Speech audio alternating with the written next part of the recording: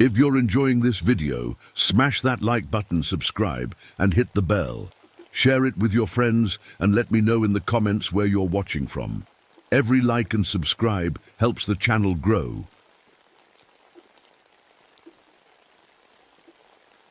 My name is Thomas Whitfield, and I should have listened to my grandmother's warnings about the hollow. I was born in these mountains 52 years ago, just like my daddy before me, and his daddy before him. We've been rangers here in the great Smoky Mountains for 3 generations. These hills are in my blood, or so I thought. It was October when everything changed. The morning mist hung low over the mountains like ghostly fingers reaching through the trees. I remember thinking how beautiful it looked that day. The trail wound through thick rhododendron bushes and old hemlock trees that had been standing here since before my great-grandfather was born. I took a deep breath of that crisp mountain air and felt peaceful for the first time in months. You see, I'd lost my wife Mary to cancer just 1 year ago. The anniversary of her death was today, and I'd thrown myself into my work to keep from thinking about it too much. My nephew Jamie was with me that morning. He was 16 and visiting for the summer. Good kid, always asking questions about everything. He had one of those fancy new cameras that his daddy bought him, and he was excited to take pictures of the wilderness. "Uncle Thomas, why do they call it a hollow?" Jamie asked as we walked down the narrow trail. My mule Bessie was carrying our supplies, picking her way carefully over the rocks. "That's just what mountain folk call a valley," I told him. "Some hollows are peaceful places. Others—" I paused, remembering my grandmother's stories. "Well, some of them have history." We passed an old moonshine still that had been left to rust since Prohibition days. The metal was all green now, with vines growing through it. Wild turkeys called from the ridges above us, and I could hear black bears moving through the bushes somewhere nearby. Nothing unusual for these mountains. The stream next to the trail was crystal clear, chattering over worn rocks like it had something important to say. Wildflowers covered the forest floor in more colors than seemed possible. Pink lady slippers, purple violets, white trilliums. It was like walking through a painting. "Look at those old houses," Jamie said, pointing to some crumbling stone foundations on the hillsides. Only the chimneys were still standing, like monuments to families. Long gone. I'd grown up hearing stories about those families. Mountain people who'd lived here for generations before the park was made. Some left willingly, others, well, the stories said some never really left at all. My grandmother used to tell me about the old ways when I was Jamie's age. She believed the mountains had spirits and that some places were better left alone. She'd point to certain hollows and say, "Tommy, you stay away from there. There's haints in them hills." As a boy, I'd laughed at her stories. Even as a grown man, I'd always believed that being born in these mountains meant I understood them. I was wrong. That morning, as we walked deeper into the wilderness, I started to feel something I'd never felt before in these hills. Like we were being watched. The back of my neck kept prickling, and Bessie seemed nervous, her ears twitching at sounds I couldn't hear. "Uncle Thomas?" Jamie's voice had gotten quiet. "Do you believe in ghosts?" I was about to tell him no, that ghosts were just stories to scare kids. But then I heard it, a sound that shouldn't have been there. Music, banjo music floating through the trees from somewhere deeper in the hollow. The strange thing was, there shouldn't have been anyone else out there. I knew every family that lived in these mountains, and this section was supposed to be empty. Had been empty for 50 years. "Did you hear that?" I asked Jamie. He nodded, his eyes wide. "Should we go check it out?" I should have said no. Should have turned around right then and headed home. But grief makes a man reckless, and I was still thinking like I knew these mountains better than they knew me. "Just a quick look," I said. That's when I noticed something else odd. My compass was acting strange, the needle pointing toward the center of the hollow, no matter which way I turned. I tapped it against a tree, thinking maybe something was wrong with it. "Mine's doing the same thing," Jamie said, holding up his compass. We kept walking, following the sound of that banjo deeper into the hollow. The trees seemed to grow closer together the further we went, and the light got dimmer, even though it was still early morning. That's when I saw them, the trees. They weren't growing normal. Instead of reaching straight up to the sky, they were all twisted into spiral patterns, like giant corkscrews reaching towards something in the center of the hollow. "Uncle Thomas," Jamie whispered. "Look," he was pointing at something white on the ground. When I got closer, I realized they were bones, deer bones, arranged in perfect circles around some kind of standing stones that I had never seen before in all my years in these mountains. The banjo music had stopped. I knelt down to look at the bones more carefully. They'd been placed there on purpose, that much was clear. But by who and why? "We should go back," Jamie said, and for the first time his voice had fear in it. I stood up and looked around. The spiral trees, the bone circles, the standing stones, none of this was on any map I'd ever seen, and I'd seen them all. "Yeah," I said finally, "maybe we should." But as we turned to leave, I realized something that made my blood run cold. The trail we'd followed into the hollow was gone. Where we'd walked in, there was now just thick underbrush and trees growing so close together that a man couldn't squeeze between them. We were trapped in a place that shouldn't exist, with signs of something that had arranged deer bones like a ritual, and the memory of banjo music echoing from empty air. That's when I started to understand what my grandmother had been trying to tell me all those years. Some places in these mountains don't follow the rules of the normal world, and some family curses run deeper than blood. I tried to stay calm for Jamie's sake, but my heart was beating fast. We needed to find another way out of this hollow. I'd been hiking these mountains for 40 years. There had to be another trail. "Stay close to me," I told Jamie, and we started walking around the edge of the bone circles, looking for any path that might lead us home.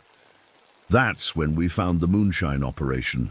It was tucked back behind some old oak trees, with copper, tubing and mason jars scattered around. But something was very wrong with it. The whole setup looked like it had been used recently. The fire pit still had fresh ashes, but there were 3 bodies lying next to it. "Don't look," I told Jamie. But it was too late. He'd already seen them. The bodies were decomposing, but they were wearing modern clothes. One had a park ranger uniform just like mine. The name tag said Wilson. I'd known Bob Wilson. He'd gone missing 3 months ago during a routine patrol. "Uncle Thomas, we need to get out of here," Jamie whispered. I nodded and led him away from the still, but my mind was racing. Bob Wilson was an experienced ranger. What could have killed him out here? We walked for another hour, trying to find a way out. The hollow seemed to go on forever, deeper and deeper into the mountain. The strangest thing was the flowers. Mountain laurel bushes were blooming everywhere, but instead of their usual white and pink flowers, these were completely black. "That's not normal," Jamie said, pointing at them. He was right. Mountain laurel bloomed in spring, not fall, and I'd never seen black flowers before in my life. We came to a stream that I thought might lead us out. Water always flows downhill toward the valleys, and valleys lead to roads. But when I bent down to drink, the water tasted like metal. When I spit it out, my spit was tinged red. "Don't drink that," I told Jamie quickly. Downstream, the rocks were stained rust red, like someone had been bleeding into the water for years. Jamie pulled out his camera to take a picture of the red rocks. "This is so weird," he said, snapping. "Photos. I can't wait to show Dad." While he was taking pictures, I heard voices coming from up ahead. Relief flooded through me. Other people meant we could find our way out. "Hello," I called out. "We need help." The voices stopped. Then I heard footsteps coming toward us through the trees, but when the people stepped into view, my blood went cold. They were wearing old-fashioned clothes, long dresses and suspenders, like something from 100 years ago. Their faces were pale and their eyes were empty, like looking into deep, dark wells. "You shouldn't be here," one of them said in a voice that sounded like wind through dead leaves. "We're just lost," I said, trying to keep my voice steady. "Can you help us find the trail back to the main road?" They didn't answer. They just stared at us with those empty eyes. Then, one by one, they started walking backward into the trees until we couldn't see them anymore. Jamie grabbed my arm. "Hey, Uncle Thomas, did you see that? They were walking backward, but they never turned around." I had seen it, and I'd seen something else, too. The woman in the front row had been my great-grandmother. I'd seen her picture in our family album. But she'd been dead for 60 years. We kept walking more urgently now. The sun was getting lower, and I didn't want to be in this hollow after dark. That's when we found the cabin. It was small and made of logs, sitting in a little clearing. Smoke was coming from the chimney, and there were fresh clothes hanging on a line outside. Finally, real people who could help us. I knocked on the door. "Hello? Anyone home?" A woman's voice called from inside. "Come in, Thomas. I've been waiting. For you." The door wasn't locked, so I pushed it open. Jamie followed me inside. The cabin was simple. Just one room with a fireplace, a table, and a bed. An old woman sat in a rocking chair by the fire. When she turned to look at us, I felt like I'd been punched in the stomach. It was my grandmother, the same grandmother, who'd been dead for 15 years. "Sit down, Tommy," she said in that same gentle voice I remembered from childhood. "You and the boy need to rest." "Grandma," I whispered. Jamie looked confused. "Uncle Thomas, who is this lady?" My grandmother smiled. "The boy can't see me clearly yet, but you can, can't you, Tommy? Because you have the sight, just like I did." I sat down heavily in a chair across from her. "You're dead, Grandma. I went to your funeral." "Death isn't the end in these mountains," she said. "Especially not for our family. We've been tied to this hollow for generations." She reached into a basket next to her chair and pulled out an old leather journal. "Your great-great-grandfather wrote this when he first came to these mountains. In 1825, read it, Tommy. You need to understand what you're dealing with." I opened the journal with shaking hands. The pages were yellow and brittle, but the writing was still clear. October 15th, 1825. Something hunts us in the hollow. Found Sarah's body torn apart near the creek. The Cherokee say it's punishment for settling on cursed land. It has a woman's face but moves like a great cat. It knows our names. October 20th, 1825. Lost 3 more children. The thing speaks to us in their voices. We cannot leave. Every trail leads back to the hollow. October 25th, 1825. Made deal with the beast. It will let others live if one from each generation feeds its hunger. The curse will pass to my children's children. I looked up at my grandmother. "What does this mean?" "It means you're not the first Whitfield to find himself trapped in this hollow," she said sadly. "And unless you're very careful, you won't be the last."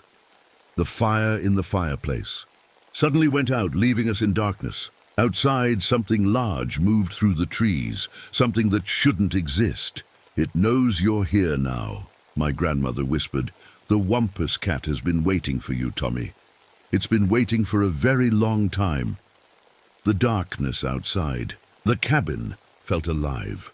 I could hear something moving around the building, circling us like a predator. Heavy footsteps that didn't sound quite right. Too big for a person, too careful for a bear. "What is a Wampus cat?" Jamie whispered. My grandmother's voice came from the darkness where her chair was. "A creature that should never have been born. Half woman, half mountain lion. It feeds on pain and family blood." A low growling sound came from just outside the window. I grabbed Jamie's hand and pulled him away from it. "Tell me how to stop it," I said to my grandmother. You can't stop it, Tommy. You can only make a deal with it like your ancestors did. One life from each generation, and it lets the others live. No, I said firmly. There has to be another way. The cabin door suddenly burst open. Cold wind rushed in, along with the smell of wet earth and something else, something rotten. The fire sparked back to life, casting dancing shadows on the walls. In the doorway stood the largest cat I'd ever seen. It was easily 6 feet long, with muscles that rippled under black fur. But the worst part was its face. It had a woman's face, with long dark hair and yellow eyes that glowed in the firelight. "Thomas Whitfield," it said in a voice like honey mixed with gravel. "I've been waiting for you." Jamie screamed and pressed himself against the wall. The creature ignored him completely, keeping its yellow eyes fixed on me. "You look just like your great-grandfather," it said, stepping into the cabin. He was delicious. I stood up slowly, putting myself between the creature and Jamie. "What do you want?" "The same thing I've always wanted," it said, sitting back on its haunches like a house cat. "To finish what we started. Your family owes me a debt." "We don't owe you anything," I said. The creature laughed, and the sound made my skin crawl. "Oh, but you do. Your ancestors made a deal. 1 life per generation. Your father should have paid, but he died in that car accident before I could claim him. My father had died when I was 25. I'd always wondered why he'd driven off that mountain road on a clear, sunny day." "So the debt fell to you," the creature continued. "But you've been so careful, staying on the main trails, never venturing into the deep woods alone. Until today, I realized it had been hunting me for years, waiting for me to make a mistake. The boy doesn't need to be involved," I said. "This is between you and me." "Is it?" The creature turned its human eyes toward Jamie. "He has Whitfield. Blood, too. The curse passes to him as well." "No," I said quickly. "Take me instead." The creature smiled with too many teeth. "Oh, I will. But not yet. First, I want you to understand what you're dealing with." It stood up and began to change. Its body stretched and shifted until it looked like my wife Mary, standing there in her favorite blue dress. "Hello, Thomas," it said in Mary's voice. "I've missed you so much." "You're not her," I said, but my voice cracked. It looked exactly like Mary, down to the small scar on her chin from when she fell off her bike as a child.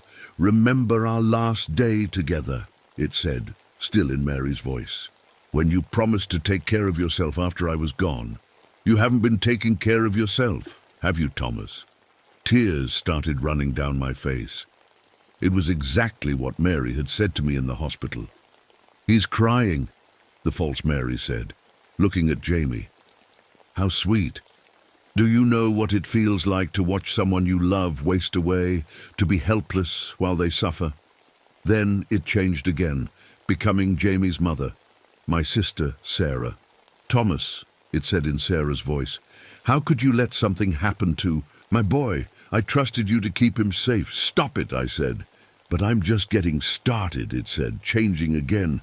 Now it looked like Bob Wilson, the missing park ranger. "Help me, Thomas. It's been so cold down here.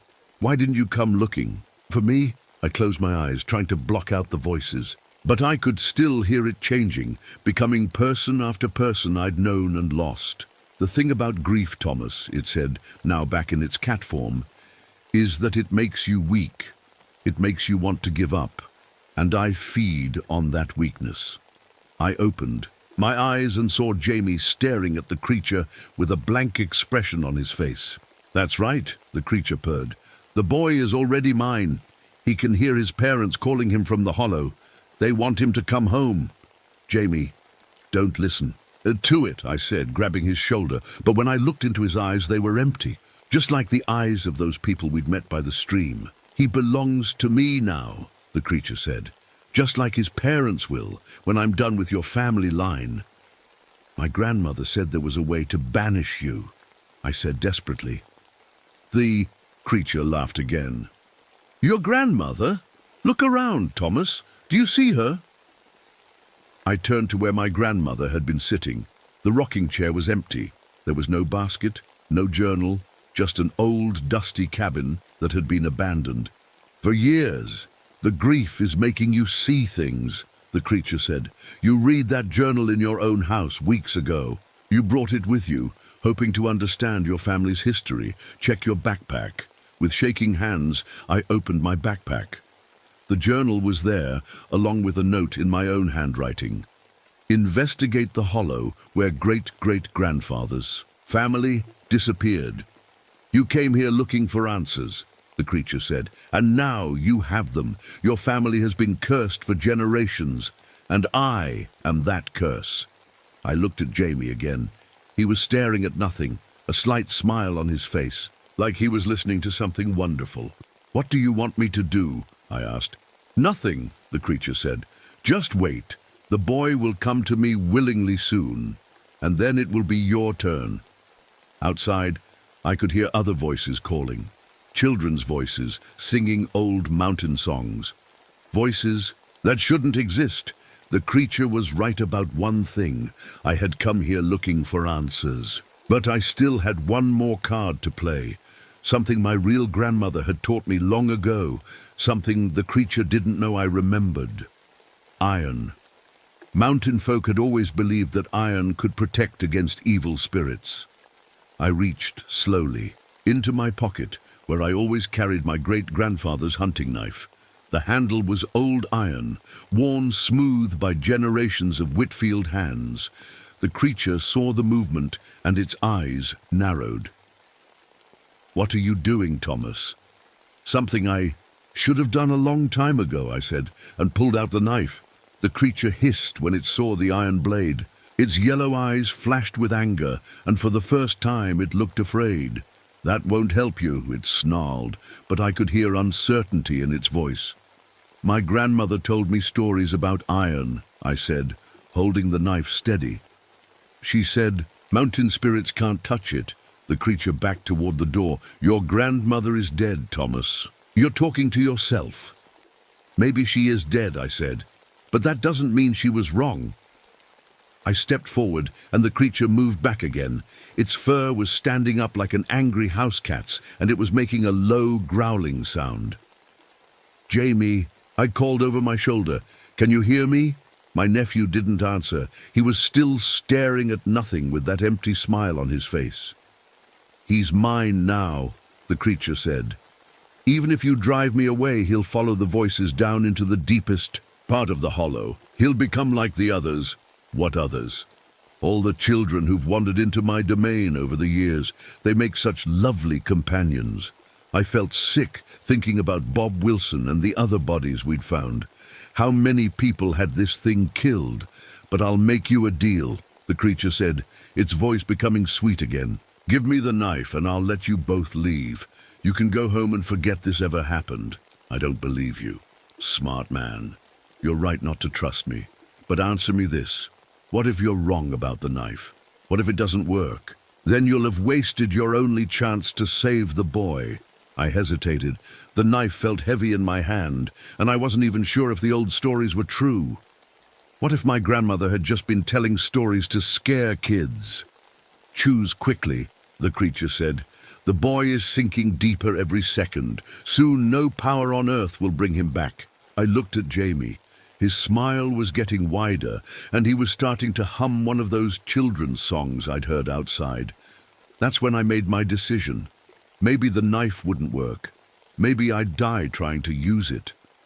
But I couldn't live with myself if I didn't try to save Jamie. "Here's my choice," I said, and lunged forward with the blade. The creature screamed and jumped aside, but not fast enough. The iron knife sliced across its shoulder, and black blood splattered onto the cabin floor.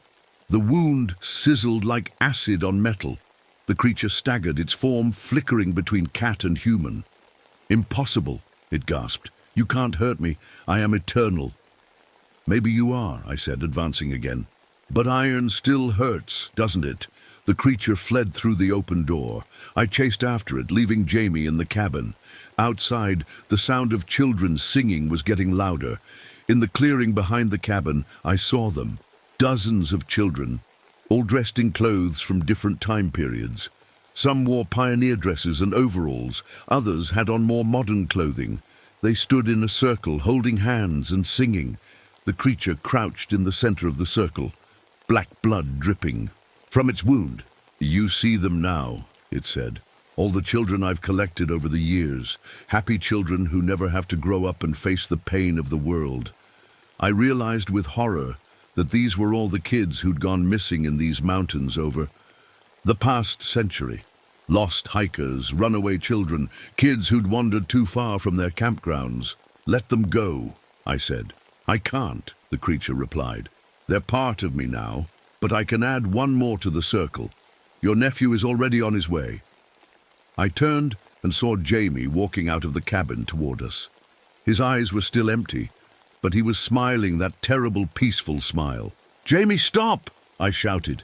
He didn't seem to hear me. He walked straight toward the circle of children. When he was a few feet away, they opened the circle to let him in. I had to choose. I could attack the creature again, maybe kill it, but Jamie would be lost forever. Or I could save Jamie and let the creature escape to hunt again.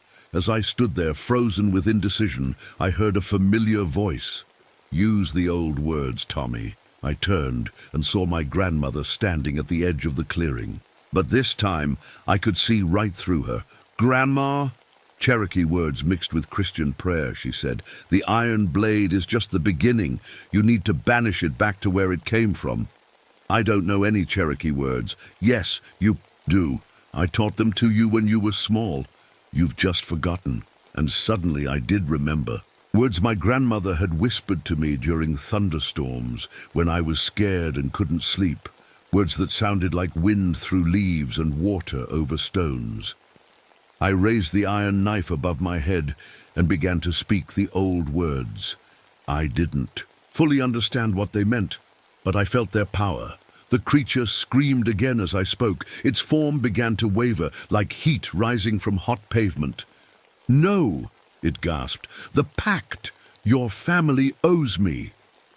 "The pact is broken," I said, continuing. The chant, the circle of children began to fade. One by one they smiled peaceful smiles and disappeared like morning mist. Jamie blinked and looked around, confused. "Uncle Thomas, where are we?" The creature made one last desperate lunge at me, but it was already becoming transparent. The knife passed right through it. "This isn't over," it whispered as it faded away. "The curse runs deeper than you know." Then it was gone. The clearing was empty except for me and Jamie standing in the early evening light. "Come on," I said, taking his hand. "Let's go home."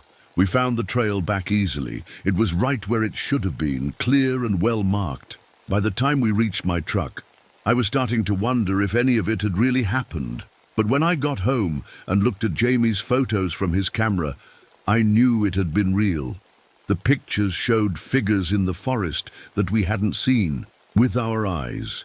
And in one photo, taken just before we found the cabin, there was a dark shape with yellow eyes watching us from behind a tree. I never told anyone the full story of what happened in that hollow. I couldn't.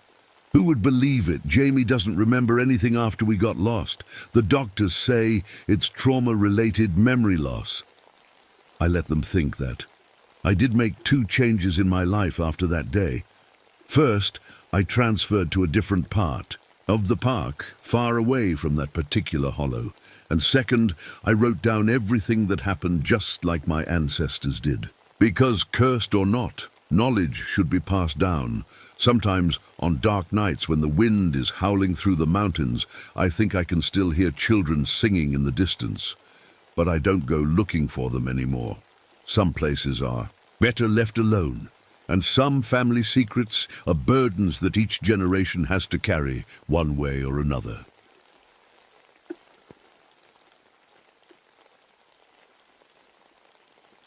My name is Michael Yazzie, and I'm a park ranger at Canyon de Chelly in Arizona. I've been working here for 5 years now, protecting this sacred land that my grandfather's grandfather once called home. Today started like any other day, but something felt different from the moment I woke up. The sun was just coming up behind the red rocks when I got to the canyon. The light made everything glow like fire. The cliffs, the ancient ruins, even the sand under my feet. I loved this time of morning. It was quiet, peaceful, just me, my horse Spirit, and my dog Coda. But today, something was wrong. Spirit kept shaking his head and stomping his feet. His ears were flat against his head, like when thunder is coming. But the sky was clear. Not a cloud anywhere. Coda was acting strange too. He usually ran ahead, sniffing everything, his tail wagging. Today, he stayed close to me, whimpering softly. "What's wrong, boy?" I asked, scratching behind his ears. He just looked up at me with his brown eyes like he was trying to tell me something important.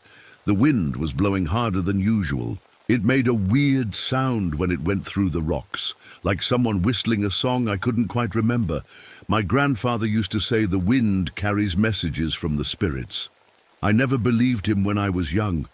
Now, I wasn't so sure. I checked my radio. Static. That was normal out here, but today it sounded different, like voices talking far away. I turned it off. We started riding deeper into the canyon. This was my favorite part of the job, patrolling the old Anasazi ruins, making sure tourists hadn't left trash or damaged anything. These ruins were over 1,000 years old. People lived here, raised families, told stories around fires. Now they were gone, but their houses still stood in the rocks above us. I looked up at the ruins and felt like someone was watching me. I'd felt this before, lots of rangers did. We called it ancient eyes, but today it felt stronger, like whoever was watching wasn't happy to see me. Spirit stopped walking. I tried to make him move, but he wouldn't budge. He was staring at something ahead of us. I followed his gaze and saw a kit fox sitting on a rock about 50 feet away. It wasn't moving, just watching us. Foxes usually run when they see people. This one just sat there like it was studying us. Probably just curious, I told myself. But my grandmother's voice whispered in my head, "When the animals act strange, listen to them. They see things we don't." The temperature dropped suddenly. 1 minute I was warm in my jacket, the next I was shivering. Dark clouds had moved over the sun, but I hadn't seen them coming. The shadows they made looked like shapes, like people walking across the canyon floor. My radio started making noise again. I turned it back on, and through the static, I could hear something that made my blood run cold. It sounded like chanting. Oh, chanting in a language I recognized, but wished I didn't. Navajo, but there was no one else here. I'd checked the visitor center. No tour groups today, no other rangers in this section, just me, Spirit, and Coda. The fox was still watching us. I blinked, and suddenly it was gone. Not running away, just gone. "Come on, Spirit," I said, patting his neck. "Let's keep moving." But Spirit didn't want to move. He kept looking back the way we came, like he wanted to go home. I understood how he felt. For the first time in 5 years, I wanted to leave the canyon too. My ex-wife Sarah used to say I spent too much time listening to my grandfather's stories. "It's the 21st century, Michael," she'd say. "There's no such thing as monsters." She left me last year, said she couldn't live with a man who believed in superstitious nonsense. Maybe she was right. Maybe I was just scaring myself. But as we rode deeper into the canyon, I couldn't shake the feeling that we weren't alone. The rocks above us seemed to be watching. The shadows between them looked like they were moving, and somewhere in the distance I could swear I heard footsteps following us. Coda stayed pressed against Spirit's side, whimpering. Spirit's ears kept turning back, listening for something. And me, I kept my hand on the radio, even though I knew it wouldn't work if I really needed help. My grandfather's voice echoed in my memory. "Some things in this world should never be disturbed, Michael. Some places are meant to stay empty. When the spirits warn you to leave, you listen." I should have listened to him then. I should have turned around and ridden back to the visitor center, but I was a park ranger. This was my job, my responsibility. I had no idea that by staying, I was walking into the most terrifying night of my life. The canyon stretched ahead of us, red rocks reaching up to touch the grey sky. Somewhere in that maze of stone and shadow, something was waiting for us. Something that had been waiting for a very long time. We'd been riding for about an hour when Spirit suddenly stopped again. This time he wouldn't move no matter what I did. His whole body was shaking like he was cold, but it wasn't cold anymore. The sun had come out from behind the clouds, and it was getting warm. I got off Spirit and walked ahead to see what was bothering him. That's when I saw them, footprints in the sand. At first they looked normal, like someone had been walking barefoot. But as I followed them with my eyes, something was wrong. The prints started out looking like human feet, but they got longer and stranger the further they went. By the end, they didn't look human at all. Probably just the sand shifting, I told myself, but my voice sounded small in the big empty canyon. I pulled out my compass to check our direction. The needle was spinning around and around like a broken toy. I tapped it with my finger, but it kept spinning. My watch had stopped too. It said 3:33, but I knew that wasn't right. Coda started barking. Not his normal happy bark. This was different. Scared. Angry. I looked where he was barking and saw a circle in the sand about 20 feet away. I walked over to it. Even though every part of me wanted to turn around and leave, it was made of white ash, perfectly round, like someone had drawn it with a giant compass. Inside the circle were animal bones arranged in patterns I didn't understand. They were white and clean, like they'd been sitting in the sun for years. The smell hit me then, like rotten eggs mixed with something dead. Coda backed away, whimpering. Even I had to cover my nose with my shirt. That's when I found the clothes. They were buried under some rocks, like someone had tried to hide them. A park ranger uniform, just like mine. The name tag said Williams. I knew him. Dave Williams had gone missing 3 months ago. They found his truck at the canyon entrance, but never found him. The clothes were covered in dark stains that looked like blood. But that wasn't the worst part. Someone had drawn symbols on them with what looked like burned sticks. Symbols that made my skin crawl just looking at them. My radio crackled to life. Through the static, I heard a voice. Michael, I grabbed the radio. Hello, who is this? Do you need help? Silence. Then the voice again, clearer this time.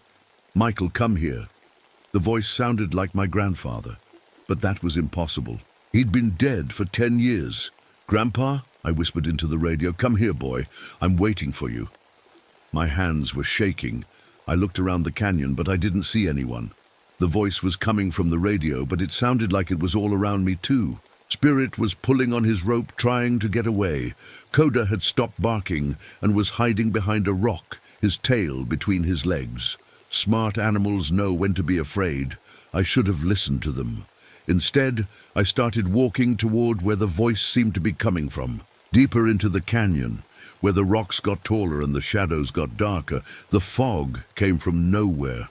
1 minute the sky was clear, the next minute thick grey fog was rolling in like water.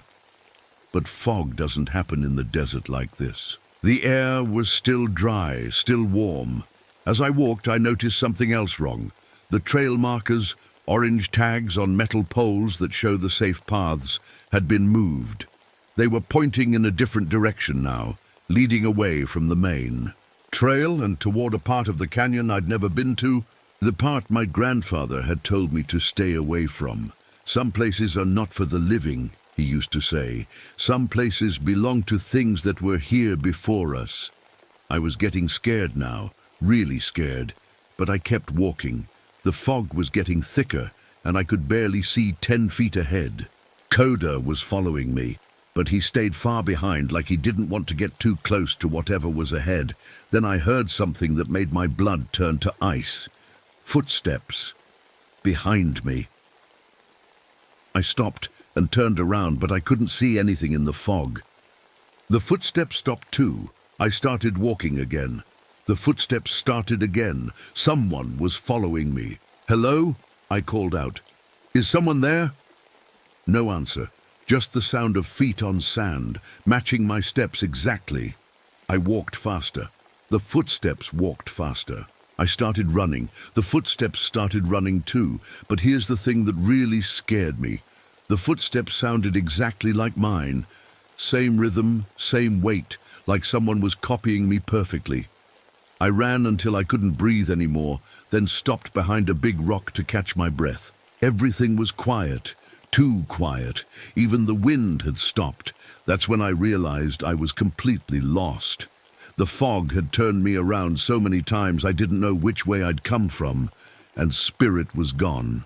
I couldn't hear him or see him anywhere. I called his name, but my voice just disappeared into the fog, like it was swallowing the sound.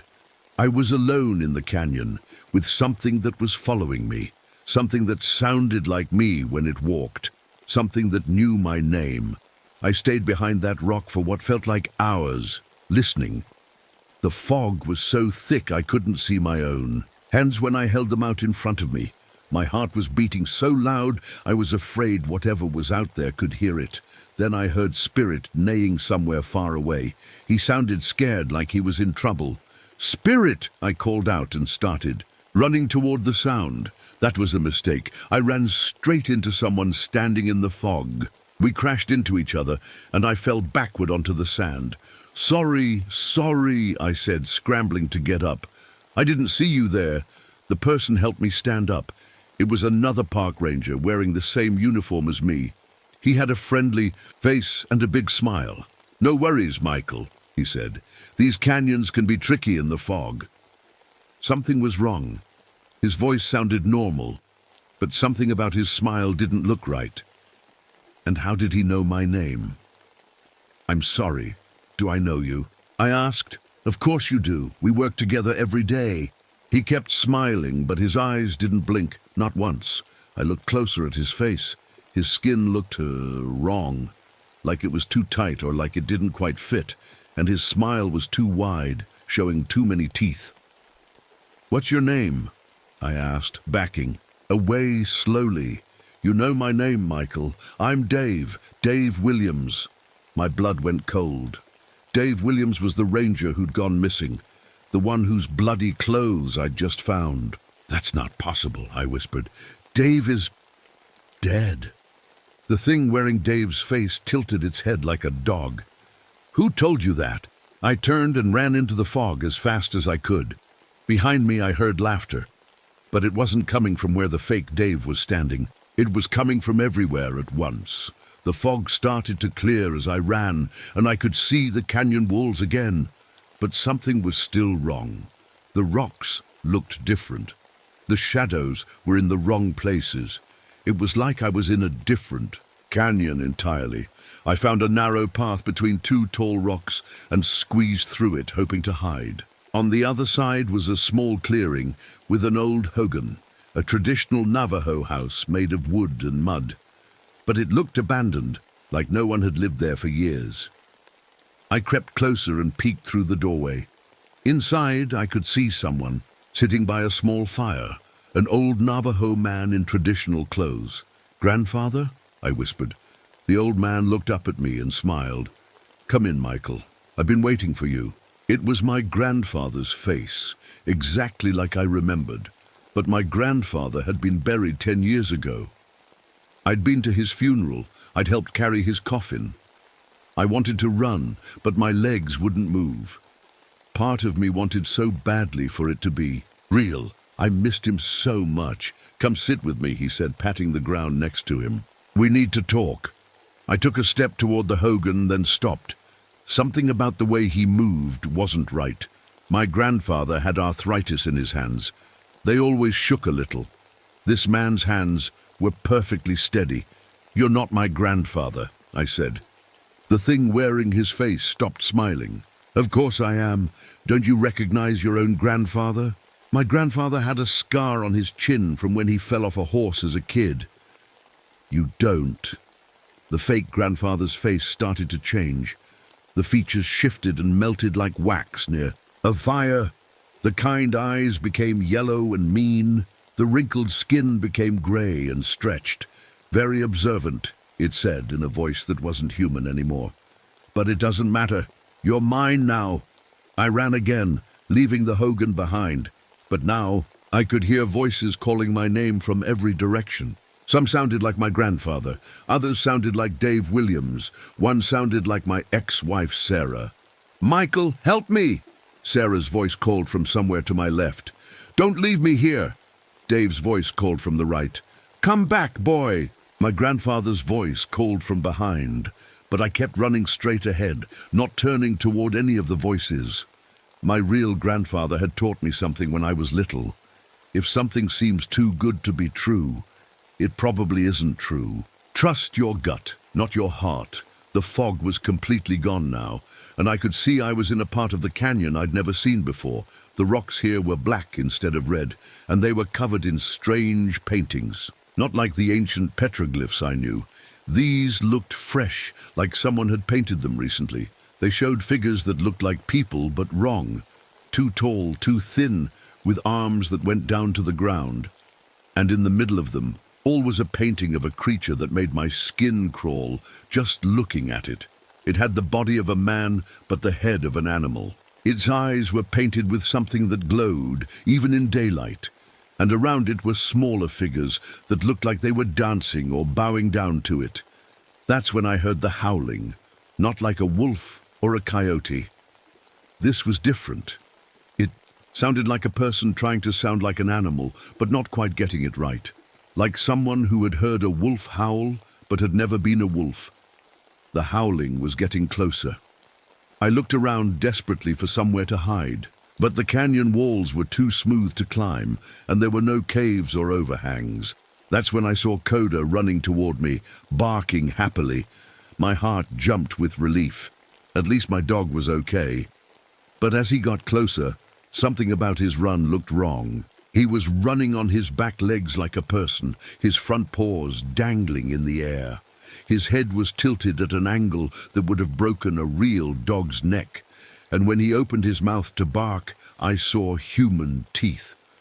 I turned and ran deeper into the canyon, and the thing that looked like my dog followed, still barking, with that horrible human mouth.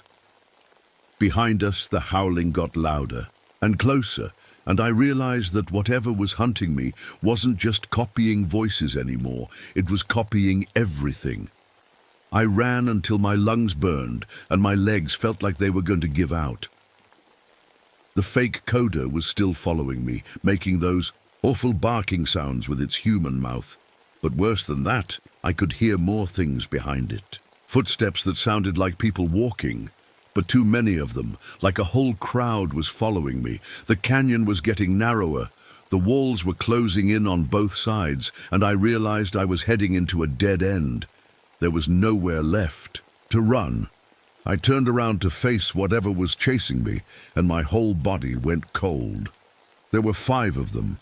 One looked like Dave Williams, still wearing that too wide smile.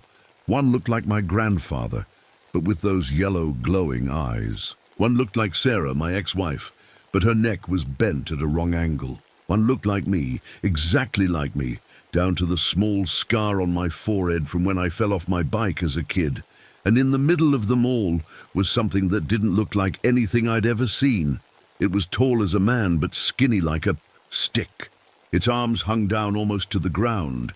Its skin was grey and looked like leather that had been left in the sun too long. But the worst part was its face. It had no face, just smooth skin where a face should be, except for 2 holes for eyes. The holes were deep and dark, like looking into a well at night. "Hello, Michael," they all said at the same time, in perfect harmony. Even the faceless one somehow talked, though it had no mouth. I pressed my back against the canyon wall, feeling the rough rock against my shirt.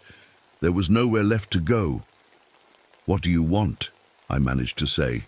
"We want what you took," the one that looked like me said. "I didn't take anything. You took our peace," said the fake grandfather. "You brought noise to our quiet place." "You brought light to our darkness," said the fake Sarah. "You brought life to our dead space," said the fake Dave. The faceless one stepped forward. "Now you must give us something in return. They started walking toward me, moving in perfect step, like they were all controlled by the same mind. I looked around desperately for anything that could help me. That's when I remembered my grandmother. Before she died, she had given me a small bag of sand. "This isn't regular sand," she had told me. "This is from the sacred place where I was born. If you're ever in real trouble, pour it in a circle around yourself and pray to the ancestors. They will protect you." I had always carried it with me, but I'd never believed it would actually work. It was just sand, right? But right now, sand was all I had.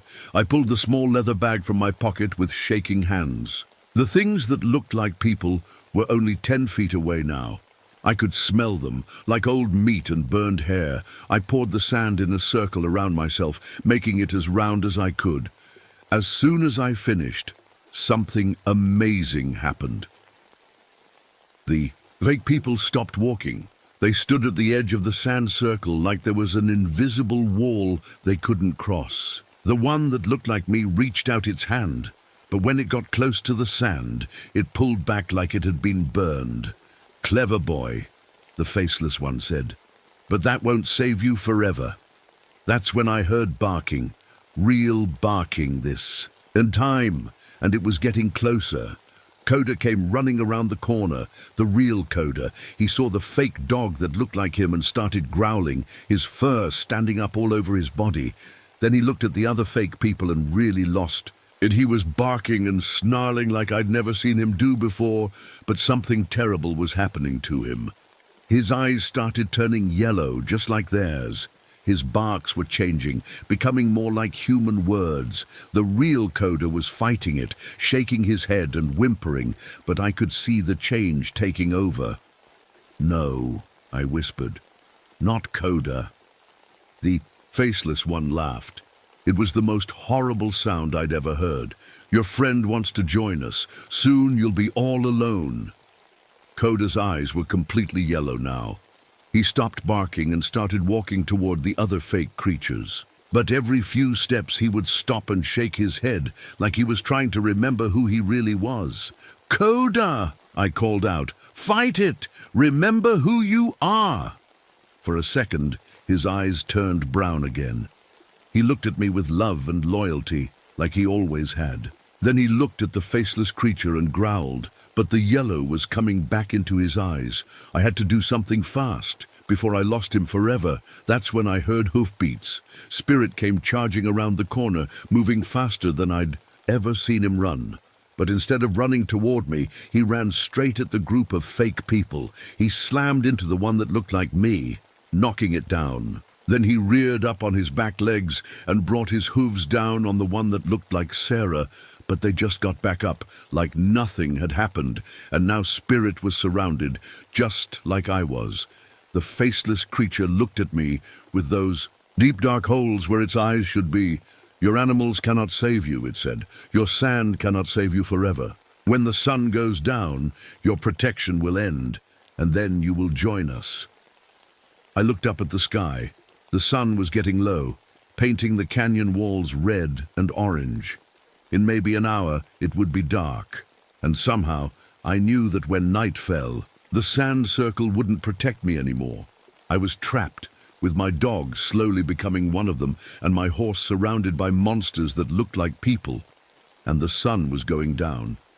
The sun kept sinking lower and lower in the sky.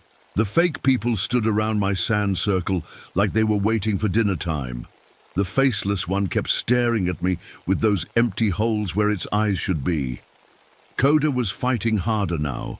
His eyes would flash yellow, then brown, then yellow again. He was whimpering and shaking his head like he was trying to shake off a bad dream. But I could see him losing the fight. Spirit was still surrounded, but the creatures weren't hurting him. They were just watching him, like they were waiting for something. "Why don't you just leave us alone?" I shouted at the faceless one.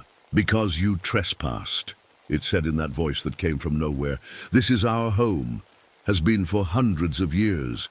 Your people built roads through our hunting grounds, brought tourists to our sacred places, made noise where there should be silence. We didn't know." "Of course you knew." The fake grandfather stepped forward. Your real grandfather told you. Your grandmother told you. But you didn't listen. You thought the old ways were just stories. He was right. They had tried to warn me. But I was young and smart and modern. I thought I knew better. So what happens now? I asked. Now you become like us, the fake me said.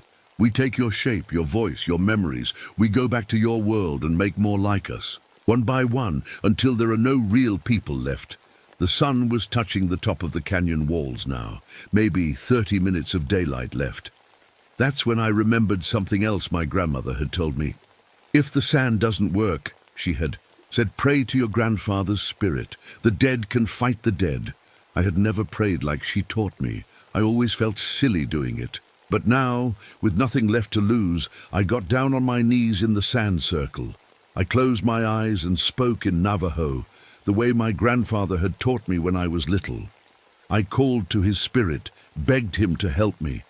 I promised to respect the old ways, to listen to the warnings, to protect the sacred places. At first, nothing happened. The fake people kept standing there waiting. Koda kept fighting the yellow in his eyes. Then the wind started blowing, not the normal desert wind. This was different.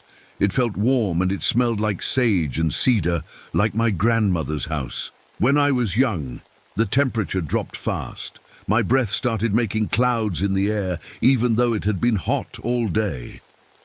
Then I saw him. My real grandfather standing behind the faceless creature. He looked exactly like I remembered him, the scar on his chin, his hands shaking slightly, his kind eyes full of love and strength. But this time, he wasn't alone. There were others with him, old Navajo people in traditional clothes. They stood in a line behind the fake people, blocking their way to the canyon entrance. You will not have this boy, my grandfather said to the faceless one. His voice was strong and clear. He is under our protection now. The faceless creature turned around and saw the spirits. For the first time since I'd met it, it seemed scared. The boy broke the laws, it said. He came where he should not come. The boy is learning, another spirit said. An old woman who looked like my grandmother. He will do better. He will guard the sacred places, my grandfather added. He will make sure no one disturbs your rest again. The fake people were starting to look less solid, like they were made of smoke instead of flesh. The yellow was leaving Koda's eyes, and he was looking like himself again, but the faceless creature wasn't giving up. If not the boy, then the animals, it hissed. That's when Koda did something amazing. He charged straight at the faceless creature, barking and snarling. But just before he reached it, my grandfather's spirit stepped in front of him. You cannot have them either, he said. The faceless creature reached out with its long arms, trying to grab Koda. But its hands passed right through my grandfather, like he was made of air. The spirits of my ancestors formed a circle around me, Koda and spirit. They started chanting in the old language, words that made the fake people stumble backward like they were being pushed by invisible hands. The sun was almost gone now, just a thin line of orange on the horizon. This isn't over, the faceless creature said. We will find other trespassers, other people who don't listen to the warnings. Maybe, my grandfather said, but not this one, never this one again. The last bit of sunlight disappeared behind the canyon wall. In that moment, when day became night, something incredible happened. The fake people didn't get stronger like they thought they would. Instead, they started fading away like morning fog. The spirits of my ancestors got brighter and clearer, and the protective sand circle around me began to glow with a soft, warm light. The faceless creature looked at me one last time. Remember your promise, it said, and then it was gone. All of them were gone, like they had never been there at all. The spirits of my ancestors stood around me for a few more minutes. My grandfather smiled at me the way he used to when I was little and had learned something important. You understand now, he said. I understand, I replied in Navajo. Good. Take care of this place, keep others safe, and always remember, some things are older than you, older than all of us. They deserve respect. Then they were gone too, and I was alone with Coda and Spirit under the stars. We made it back to the ranger station the next morning. I wrote up a report, but I didn't tell them what really happened. Who would believe me? I just said I got lost in the fog and had to camp overnight. But things changed after that night. I put up new signs at the canyon entrance, warning people to stay on the marked trails. I started learning more of the old language from the tribal elders, and whenever tour groups came through, I made sure to tell them about respecting sacred places. The elders weren't surprised when I came to them for lessons. It was like they had been expecting me. "Your grandfather told us you would come," one of them said, "when you were ready to listen." I never saw the skinwalker again, but sometimes I feel it watching from the deep parts of the canyon, waiting for someone else who doesn't listen to warnings, someone else who thinks the old stories are just made up. I've been protecting Canyon de Chelly for 15 years now. I've never spoken English while I'm working there, only Navajo and the other old languages the elders taught me, and I always carry a bag of sacred sand just in case, because I learned something that night that I'll never forget. Some things in this world are bigger and older and more dangerous than we can imagine. And the only way to stay safe is to respect them, listen to the warnings, and never ever think you know better than your ancestors. The canyon is quiet now, peaceful like it should be. But I know it's always watching, always listening, and I'm always watching back.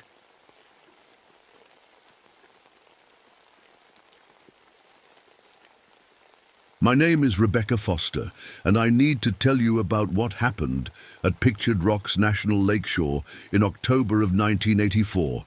Most people won't believe me, but I have to get this story out there. Maybe it will save someone's life. I was 35 years old then, working as a park ranger at the lighthouse on Lake Superior. I chose that job because I wanted to be alone, far away from people, far away from memories that kept me awake at night. You see, I used to be in the Navy search and rescue. I saved a lot of people from drowning, but I couldn't save my own crew when our helicopter went down. That was 5 years before I came to Michigan.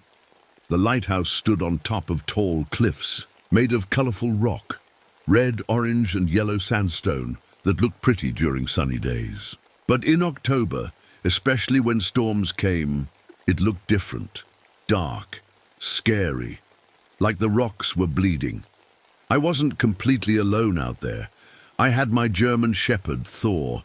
He was a big, strong dog who used to help with rescue work. Thor was smart, smarter than most people I knew. He could sense things before I could. That dog saved my life more times than I can count. The day everything started going wrong was October 15th.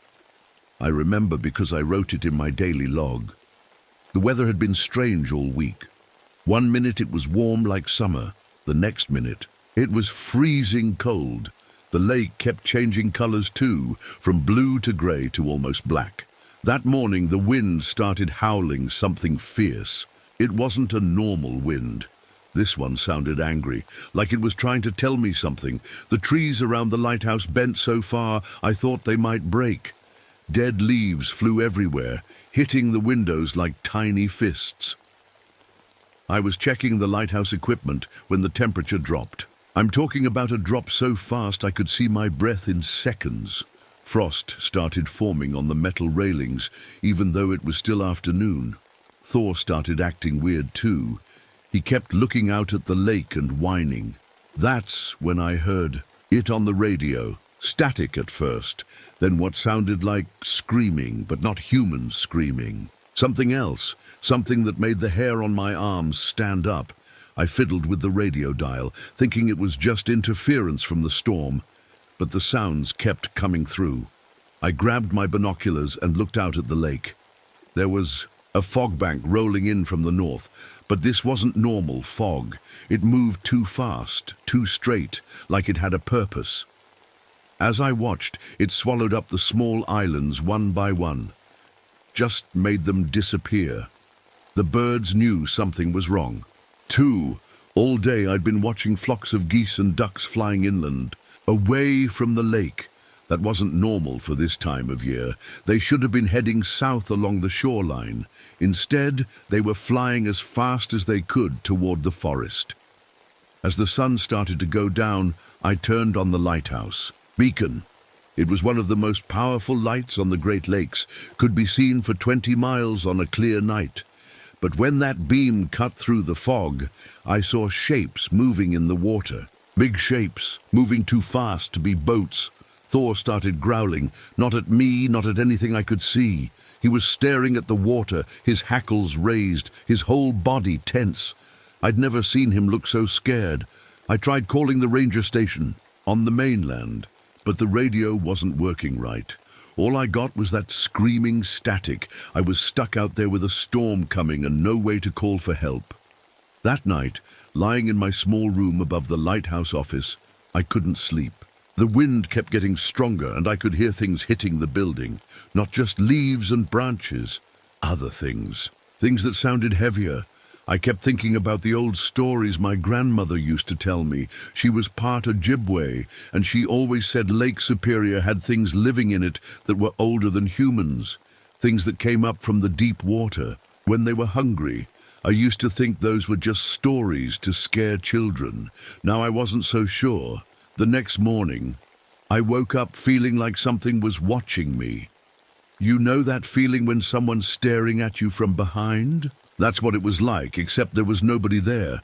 I made my coffee extra strong and went outside to check the shoreline. That's when I found the first sign that something was really wrong. There were pieces of life jackets scattered all over the beach, bright orange chunks of foam and fabric. But these weren't torn by rocks or water. They had holes in them, big round holes like something had punched through them or bitten through them. Thor wouldn't go near the pieces. Every time I tried to get him to come with me to the beach, he would back away and whine. This was strange because Thor loved the water. He'd swim in Lake Superior even when it was freezing cold. I picked up one of the bigger pieces and examined it. The edges of the holes were smooth, not jagged like you'd expect from rocks or metal. And there was a smell on them, a fishy smell but wrong somehow, like fish that had been dead too long. That afternoon, a photographer showed up. His name was Danny Kowalski, and he was doing a story about the lighthouses on the Great Lakes. Nice. Guy, maybe 30 years old, with curly brown hair and friendly eyes. He had all kinds of fancy camera equipment. "This place is incredible," he said, setting up his tripod near the cliffs. "The way the light hits these rocks is amazing. I was glad to have company, even if it was just for a few days. It had been lonely out there, especially with all the weird things happening. Danny started taking pictures right away. He was excited about catching the sunset over the lake. While he worked, I told him about the life jacket pieces. Probably. "Just fell off a boat during the storm," he said, not looking up from his camera. "Happens all the time on these big lakes. But I knew boats. I'd spent years rescuing people from them. Life jackets don't get holes like that from normal accidents." That evening, while Danny was taking sunset photos, I noticed something else strange. There was a cave entrance that I'd never seen before. It was down near the waterline, where the waves had washed away some rocks during the last storm. Cold air was coming out of that cave. Not just cool air, cold air. So cold I could see it like breath on a winter day. And there was a sound coming from inside. A clicking sound, like someone tapping their fingernails on a table, but deeper. I got my flashlight and climbed down to take a look. The cave went back farther than my light could reach. The walls were wet and slimy, covered with some kind of algae that glowed a little bit in the dark. Thor refused to come with me. He stayed up on the rocks, barking and whimpering. I'd never seen him act like this before. As I got closer to the cave entrance, I started feeling dizzy, like when you stand up too fast and the blood rushes to your head. The clicking sound got louder, and I realized it was coming from deep inside the cave. Really deep, I backed away and climbed back up to where Danny was taking pictures. Find anything interesting? He asked. Just an old cave, I said, but I didn't tell him about the cold air or the clicking sounds. I didn't want him to think I was crazy. That night I couldn't sleep again. The sounds from outside were getting worse, not just wind and waves, but other things. Scraping sounds against the lighthouse walls, splashing sounds from the water that were too big to be fish. Around midnight, I heard the radio crackle to life. It shouldn't have been getting any signals. I hadn't turned it on. But there it was, clear as day, a distress call. Mayday, Mayday. This is the fishing vessel Northern Star. We're taking on water. Need immediate assistance. I grabbed the microphone. Northern Star, this is Pictured Rock's lighthouse. What's your position? But there was no answer, just static. Then the radio went dead. The thing that scared me was this. I knew that boat. The Northern Star had sunk 3 weeks ago. I'd read about it in the maritime reports. All hands lost. So, who was calling for help? The next day started quiet. Too quiet. Even the waves seemed to be whispering instead of crashing against the rocks like they usually did. Danny was excited to explore more of the area, but I had a bad feeling about it. I want to get some photos of those tide pools you mentioned, he said over breakfast. The light should be perfect this morning. I didn't want him going down there alone, so I went with him. Thor came too, but he stayed far back from the water. Smart dog. When we got to the tide pools, Danny immediately started setting up his camera. That's when we saw them, the bones. They were scattered around one of the bigger pools, white and clean like they'd been picked clean by fish. But they were ground down to powder in some places, like someone had poured acid on them. What kind of animal does this? Danny asked, taking pictures. I didn't know. In all my years doing search and rescue, I'd never seen bones damaged like this. The shapes that were left looked human, but I didn't want to think about that. Danny was looking through his camera when he stopped. That's weird, he said. What? He showed me the camera's display screen. In the photo, there were dark shapes moving under the water that we couldn't see with our naked eyes. Long, thin shapes that looked almost like shadows, but shadows don't move by themselves. Probably just the light playing tricks, Danny said, but his voice sounded uncertain. We headed back to the lighthouse, but I kept looking over my shoulder. I felt like we were being watched. Thor must have felt it too because he kept stopping and looking back at the lake. That afternoon, while Danny was inside organizing his photos, I decided to check the weather radio. The storm was supposed to pass by evening, but I wanted to make sure. As I was adjusting the antenna, I heard something that made my blood run cold. Sonar pings, deep, rhythmic clicking sounds coming from the lake. But there were no boats out there, no submarines. Nothing that should be making those sounds. The pings were answered by other pings from different areas of the lake, like they were talking to each other. I ran to get Danny. You need to hear this, I said. But by the time we got back to the radio, the sounds had stopped. Just normal static and weather reports. Maybe it was the Coast Guard running exercises, Danny suggested. I knew it wasn't. I'd heard Coast Guard sonar before. This was different. Deeper, more intelligent. As the sun started to set, Danny wanted to take more photos from the cliff top. I told him to be careful and stay back from the edge. Those rocks could be slippery. I was in the lighthouse office doing paperwork when I heard Danny shout. Not a scared shout, an excited one. Rebecca, come quick, you have to see this. I ran. Outside, Danny was pointing at the water with one hand and holding his camera with the other. There, he said, in the water. Do you see them? At first, I didn't see anything. Then the water moved in a way that wasn't natural.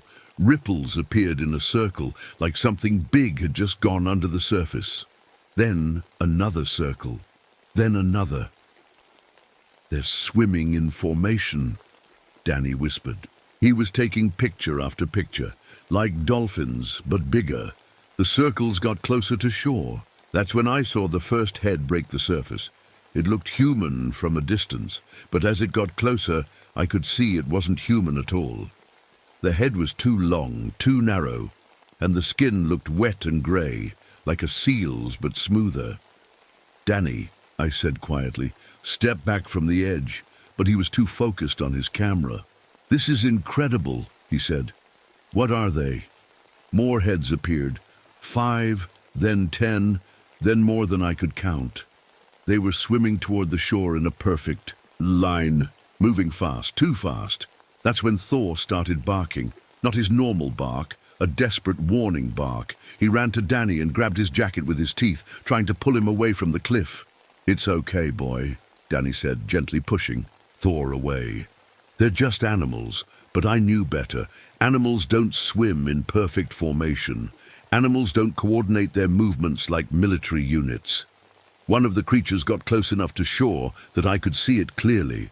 It had webbed hands that ended in long, sharp fingers, gills on the sides of its neck that opened and closed, and eyes, large, dark eyes that looked too intelligent for any fish or seal.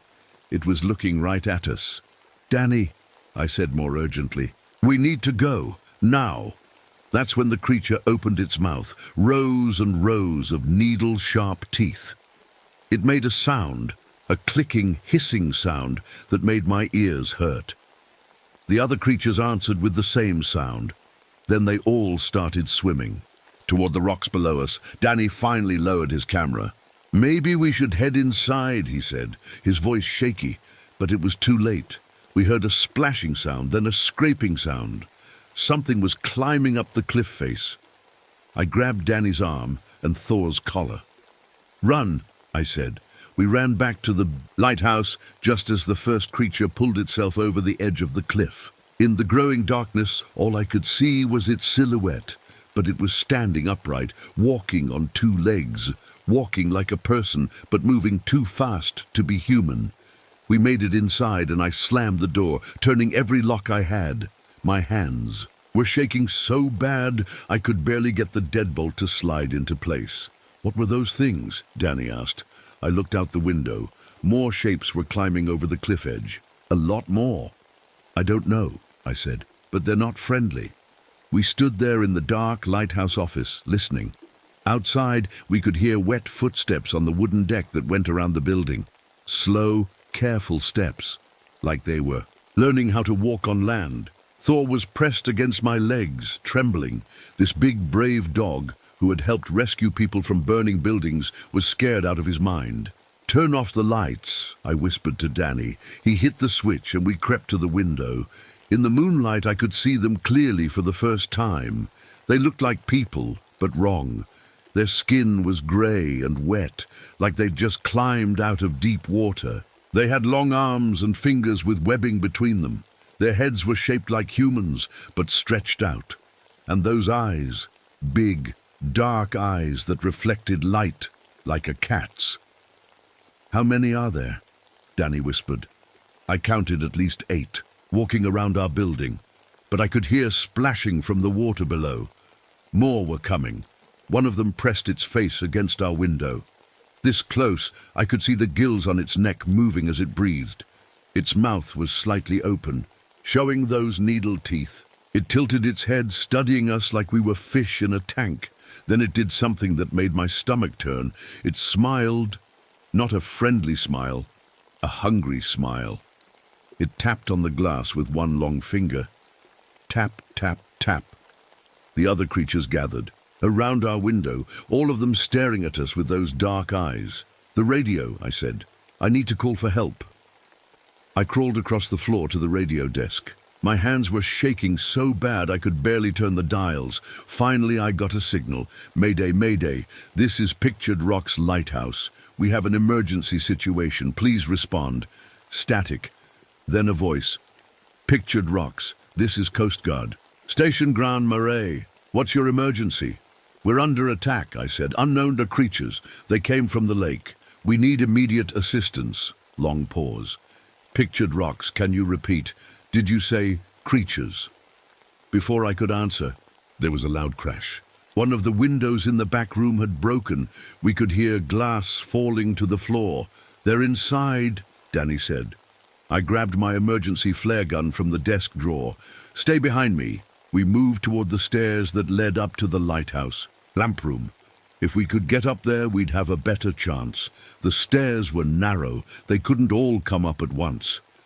As we reached the stairs, I saw the first creature coming around the corner. In the indoor light, it looked even worse. Its skin was covered with scales that glistened with water. When it saw us, it opened its mouth and made that awful clicking sound. I fired the flare.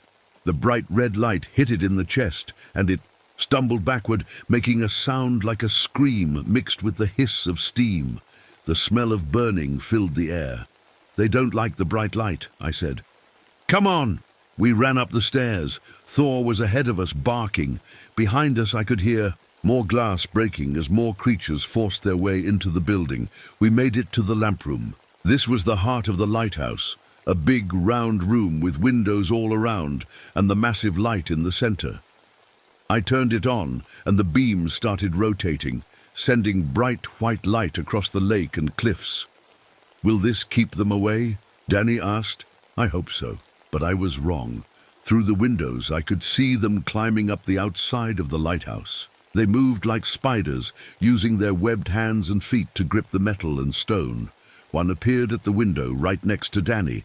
It pressed its face against the glass, leaving wet marks. Then it started hitting the window with its fist. The glass was thick, but I could see cracks starting to form. "Danny, get away from there." More creatures appeared at other windows. They were surrounding us.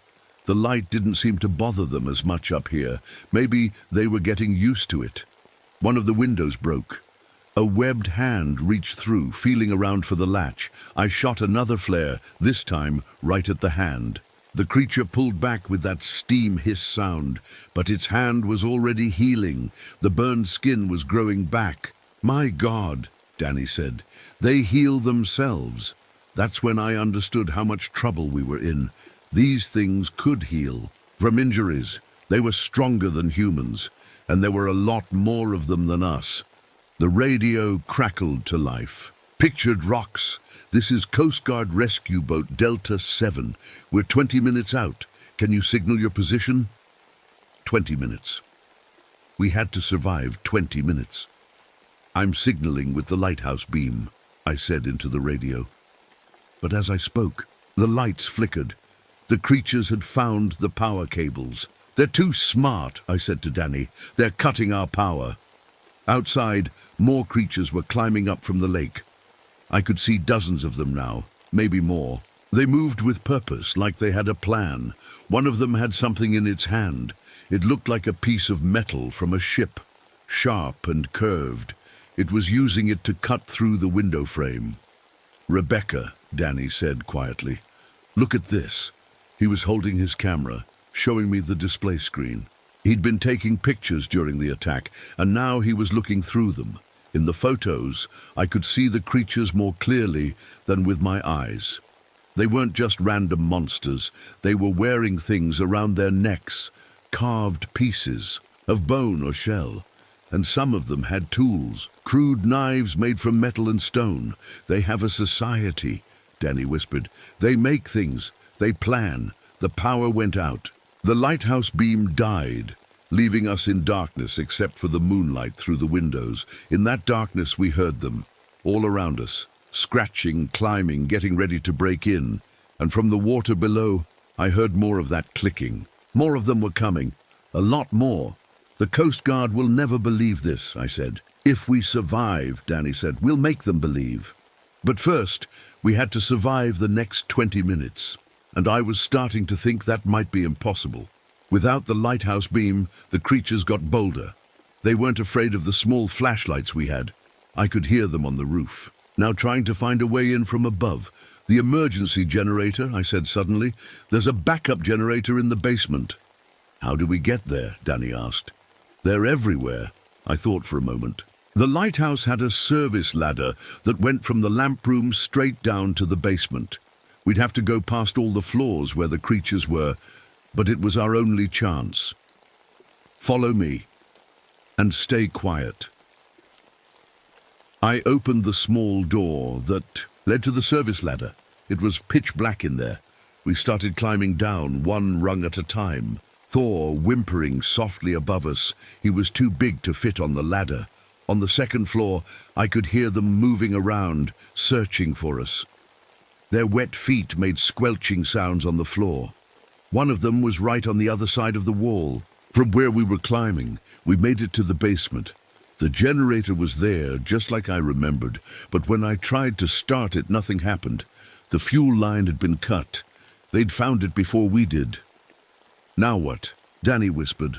I looked around the basement with my flashlight. There were old emergency supplies down here. Flares, batteries, and something else. Containers of diesel fuel for the generator. "I have an idea," I said. "But you're not going to like it." I told Danny my plan. We could pour the diesel fuel around the bottom of the lighthouse and set it on fire. The flames would drive the creatures back into the water, but we'd have to get out before the whole building caught fire. "That's crazy," Danny said. "You have a better idea?" We could hear the creatures moving around upstairs. Some of them had figured out how to open doors. It wouldn't be long before they found the basement. We grabbed as many fuel containers as we could carry and crept back up the stairs. The first floor was full of them. I counted at least 6 creatures searching through the rooms. "On my signal," I whispered to Danny, "run for the door and start pouring fuel outside. I'll create a distraction." I fired a flare into the group of creatures. They screamed and scattered, that steam hiss sound filling the air. In the chaos, Danny ran for the front door. I was right behind him, but one of the creatures grabbed my arm. Its grip was incredibly strong, and I could feel its claws digging into my skin. It pulled me toward its mouth, those needle teeth getting closer to my face.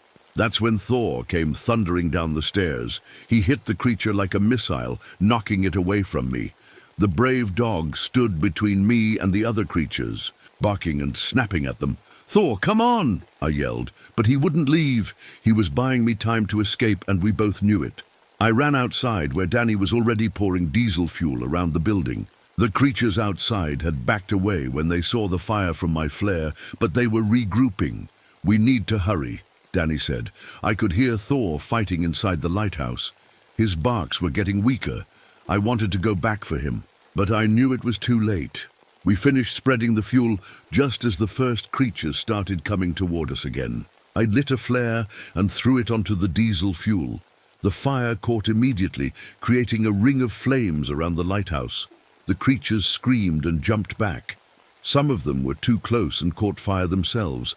They ran toward the lake, their wet skin sizzling, but the fire was spreading faster than I expected. The old wooden parts of the lighthouse caught fire quickly. "We need to get away from here," Danny said. That's when we heard the sound of boat engines. The coast guard was coming. I could see their lights cutting through the darkness on the lake. The creatures heard it too.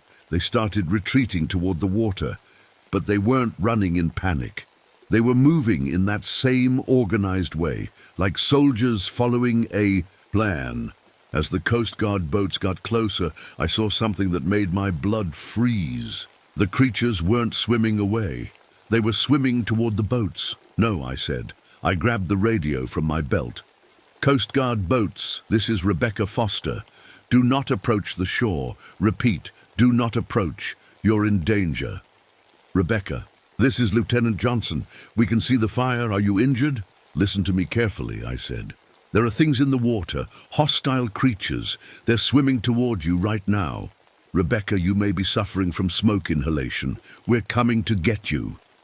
I watched in horror as the creatures surrounded the lead boat. In the spotlight, I could see them climbing up the sides. Then the shooting started. The Coast Guard men were good soldiers. They fought back, but their bullets didn't seem to stop the creatures for long. I saw flashes of gunfire, heard shouts and screams. The fire behind us was getting bigger. Parts of the lighthouse were starting to collapse. We had to move away from the building. "This way," I said, leading Danny toward the tree line. From the forest, we watched the battle on the lake.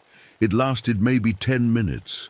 When it was over, 2 of the 3 Coast Guard boats were sinking. The third boat was racing back toward the mainland. The creatures disappeared under the water like they'd never been there. Danny and I spent the rest of the night in the forest, watching the lighthouse burn. When morning came, more boats arrived. Real rescue boats this time, with helicopters and armed escorts. They pulled us off that cliff and took us to the hospital. Danny had some cuts and bruises. I had second and third degree burns on my arms from getting too close to the fire. The official report said there had been a gas leak that caused an explosion. They said I was confused from smoke inhalation when I reported the attacks. Danny's. Photos were dismissed as unclear images of debris in the water, but I know what I saw. And I know those things are still out there, somewhere deep in Lake Superior. I transferred to a ranger station in Arizona a month later. I can't stand the sound of water anymore. Can't even take a bath without thinking about those dark eyes and needle teeth. Danny published his photos in a magazine, but nobody believed they were real. He became obsessed with finding the creatures again. Last I heard, he was still taking pictures around the Great Lakes, looking for them. I never found out what happened to Thor's body. I like to think he gave them such a fight that they decided he wasn't worth eating. Sometimes late at night, I still hear that clicking sound in my dreams. And I wake up knowing they're still out there, waiting for the next person who gets too close to their home, in the deep, dark water.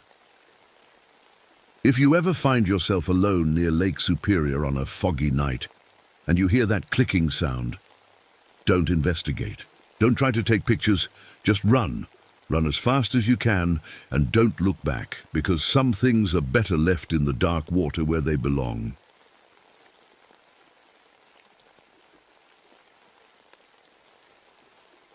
My name is Lisa Washington, and I'm a park ranger on Assateague Island, Maryland. You've probably never heard of this place, but it's one of the most beautiful spots on the whole East Coast. Wild ponies run free here, their hooves splashing through. Shallow salt water as they graze on the tough grass that grows near the beach. The Atlantic Ocean stretches out forever, and on good days, you can watch ospreys dive into the waves to catch fish. I used to be a marine biologist before I became a ranger. That was before the oil spill in Alaska changed everything for me. I was there when the Exxon Valdez crashed and spilled millions of gallons of crude oil into the water. I spent weeks trying to clean oil off seabirds, watching them die in my hands despite everything I did. After that, I couldn't go back to my old life. I needed to be somewhere I could actually protect wildlife, not just study it. Assateague Island became my home 3 years ago. It's a barrier island, which means it's like a long, thin wall of sand that protects the mainland from big storms. The island is only about 37 miles long, but it's packed with life. Sea turtles come here to lay their eggs in the summer. Hundreds of bird species stop here during migration. And those famous wild ponies? They've been here for over 300 years. But something was wrong that summer of 1991. Dead wrong. It started in late July. I was doing my morning walk along the beach, checking on the sea turtle nests. That's when I saw my first dead fish. Not just one or two, dozens of them washed up on the shore. Their bodies looked normal from the outside. But when I cut one open to check what killed it, its insides were like jelly. Everything was liquefied, as if something had dissolved its organs from the inside. The next day, there were hundreds of dead fish. The day after that, thousands. I called the state environmental office and sent samples to the lab. While I waited for results, I started noticing other strange things. The water in the bay had patches that looked different, darker somehow, like someone had spilled ink in the water. When I tested the temperature, those dark patches were 15 degrees warmer than the rest of the bay. The wild ponies started, acting weird too. These horses have lived on this island for centuries. They know every inch of sand, every tide pool, every good patch of grass. But suddenly, they were abandoning the coastal areas where they usually fed. I'd see whole herds galloping inland, their ears pinned back like they were running from something. Even the birds were spooked. Pelicans that had been fishing in the same spots for years suddenly stopped coming. I watched one group dive into the water like they always did, then shoot back up immediately and fly away fast, like something had scared them underwater. But the worst part was the turtle nests. I've been monitoring sea turtle nests for 3 years. Loggerhead turtles come to Assateague every summer to lay their eggs in the sand. The mothers dig holes, lay up to 120 eggs, cover them carefully, and then return to the ocean. Those eggs incubate for about 2 months before the baby turtles hatch and race to the water. I had 43 active nests that summer. By the first week of August, 27 of them had been abandoned. Not by predators, the eggs were still there intact, but when I dug them up to check, they were cold. The mothers had just left. These turtles have been coming to this beach for thousands of years. They don't just abandon their babies. I couldn't sleep. Every night I'd lie in my small cabin near the research station and listen to the waves. But the sound was different now, angrier. The ocean seemed to be hitting the shore harder than usual, even when there was no storm coming. The weather report said a tropical storm was building off the coast, but it wasn't supposed to hit us for another week. Still, I could feel something in the air. The usual summer breeze felt thick and electric, like the moment before lightning strikes. I started having dreams about Alaska again, about birds covered in black oil, their eyes full of fear and pain as I tried desperately to clean them. But in the dreams, the oil wasn't black. It was dark green, and it moved like it was alive. One morning I woke up to find the beach grass near the water's edge had died overnight. Not gradually, like from drought or disease. These were perfect, geometric patterns of dead grass, circles and lines that looked almost like someone had drawn them in the sand. I took photos and sent them to every marine biologist I knew. Most didn't reply. The ones who did said I was probably seeing the effects of a chemical spill or maybe some kind of algae bloom. They told me to keep taking water samples and stay calm, but I wasn't calm. Something was very wrong here, and it was getting worse every day. The morning Mike Chen arrived, I found something that made my blood run cold. I was checking the tide pools like I did every day, looking for signs of what was killing the fish. The pools were bubbling, actually bubbling, with some kind of phosphorescent algae I'd never seen before.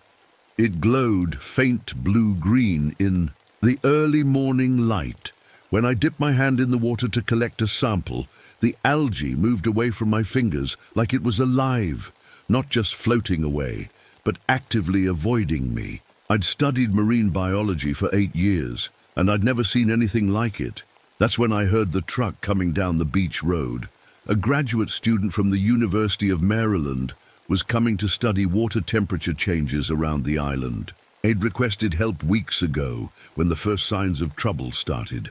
His name was Mike Chen, and according to his advisor, he was one of the brightest students they'd ever had. I needed help, because whatever was happening to Assateague Island, it was bigger than dead fish and spooked ponies.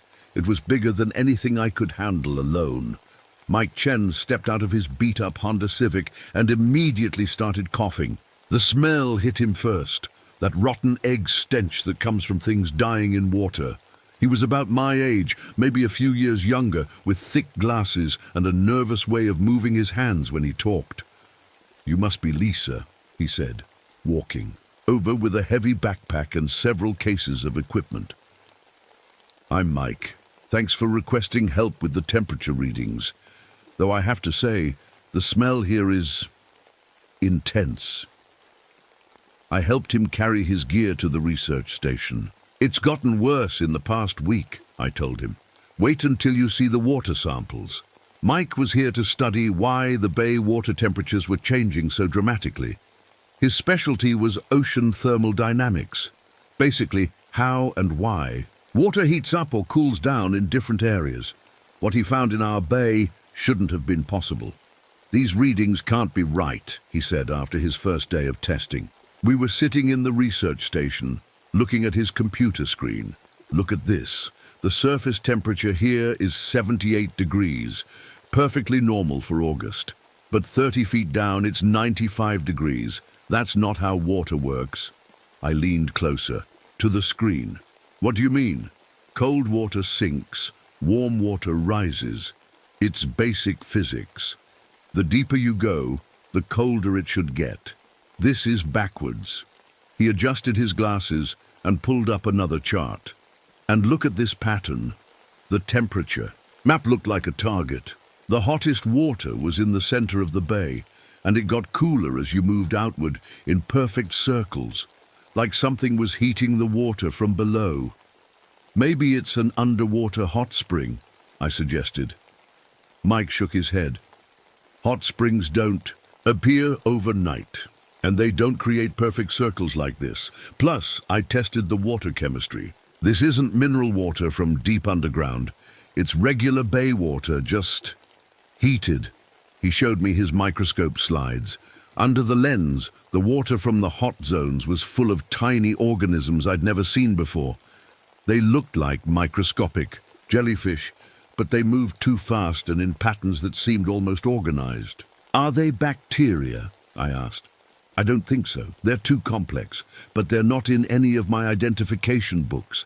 I've sent samples to 3 different labs, but it'll be days before we get results. While Mike worked on his water studies, I continued my daily rounds. The situation was getting worse. More dead fish washed up each morning. The wild ponies had moved even further inland. I hadn't seen one near the beach in 4 days, but the worst discovery came when I checked my equipment. I had underwater microphones set up around the bay to monitor dolphin activity. When I played back the recordings from the past week, I heard something that made my skin crawl. It started as normal ocean sounds. Waves, the distant rumble of boat engines, some fish activity. But underneath all that was something else. A low humming sound, almost like whale song, but different. It had a rhythm to it, like machinery, or like breathing. I played the recording for Mike. He listened with his eyes closed, then asked me to play it again. That's not biological, he said finally. Whale songs don't have that metallic quality, and it's too regular, too mechanical. But it can't be a machine either, I said. There's nothing out there. The Coast Guard would know if there was a submarine or something in the bay. Mike pulled up his sonar readings on the computer. Actually, about that, he pointed to a dark mass on the screen. I've been tracking this for 3 days. It's big, maybe 300 feet long, but every time I try to get a clear reading, the signal gets scrambled. I stared at the screen. What do you think it is? As I was adjusting the antenna, I heard something that made my blood run cold. Sonar pings, deep, rhythmic clicking sounds coming from the lake. But there were no boats out there, no submarines. Nothing that should be making those sounds. The pings were answered by other pings from different areas of the lake, like they were talking to each other. I ran to get Danny. You need to hear this, I said. But by the time we got back to the radio, the sounds had stopped. Just normal static and weather reports. Maybe it was the Coast Guard running exercises, Danny suggested. I knew it wasn't. I'd heard Coast Guard sonar before. This was different. Deeper, more intelligent. As the sun started to set, Danny wanted to take more photos from the cliff top. I told him to be careful and stay back from the edge. Those rocks could be slippery. I was in the lighthouse office doing paperwork when I heard Danny shout. Not a scared shout, an excited one. "Rebecca, come quick, you have to see this." I ran. Outside, Danny was pointing at the water with one hand and holding his camera with the other. "There," he said, "in the water. Do you see them?" At first I didn't see anything. Then the water moved in a way that wasn't natural. Ripples appeared in a circle, like something big had just gone under the surface. Then another circle. Then another.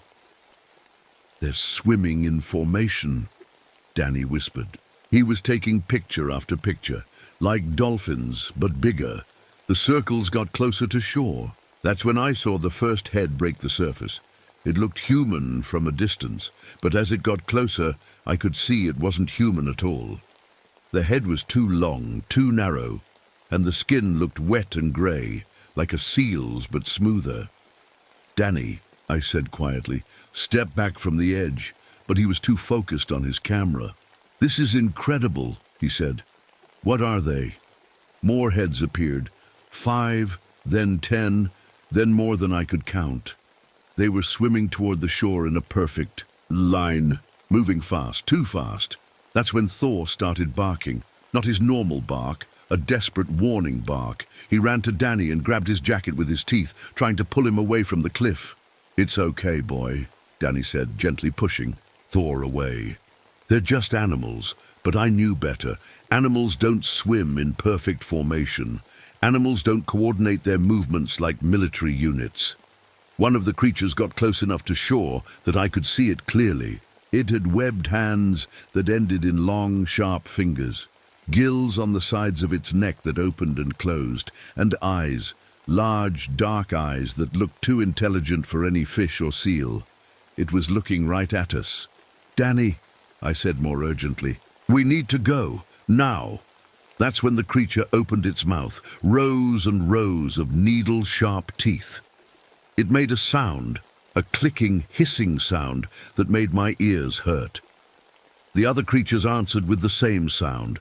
Then they all started swimming. Toward the rocks below us, Danny finally lowered his camera. Maybe we should head inside, he said, his voice shaky, but it was too late. We heard a splashing sound, then a scraping sound.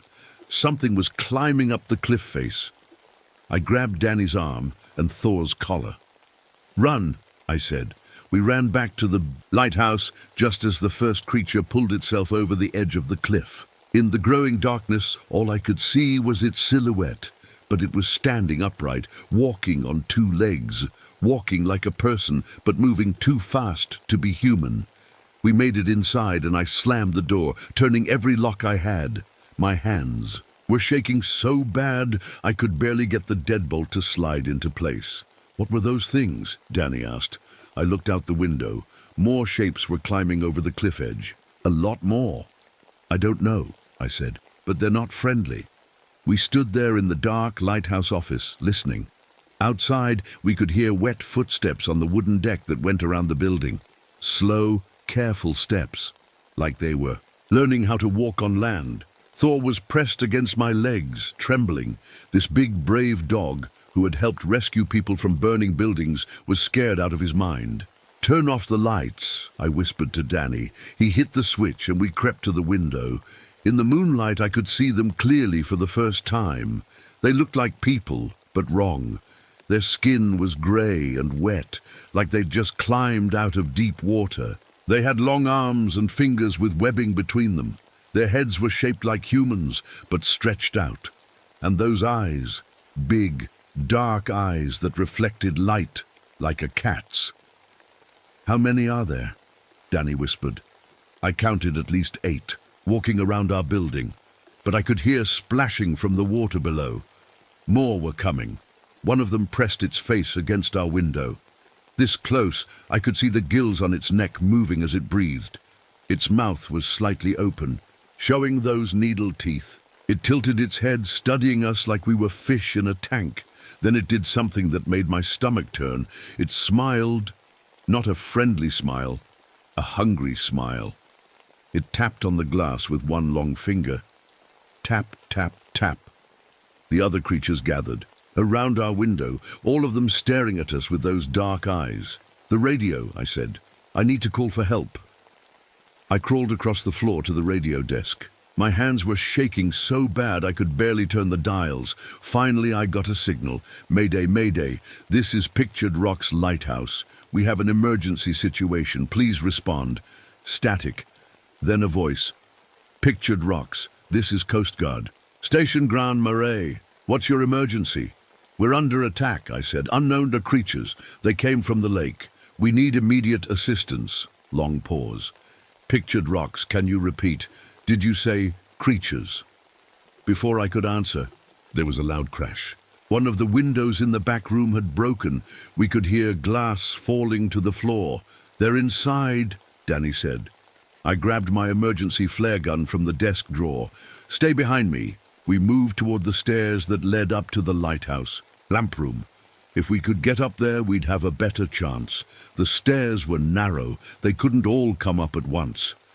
As we reached the stairs, I saw the first creature coming around the corner. In the indoor light, it looked even worse. Its skin was covered with scales that glistened with water. When it saw us, it opened its mouth and made that awful clicking sound.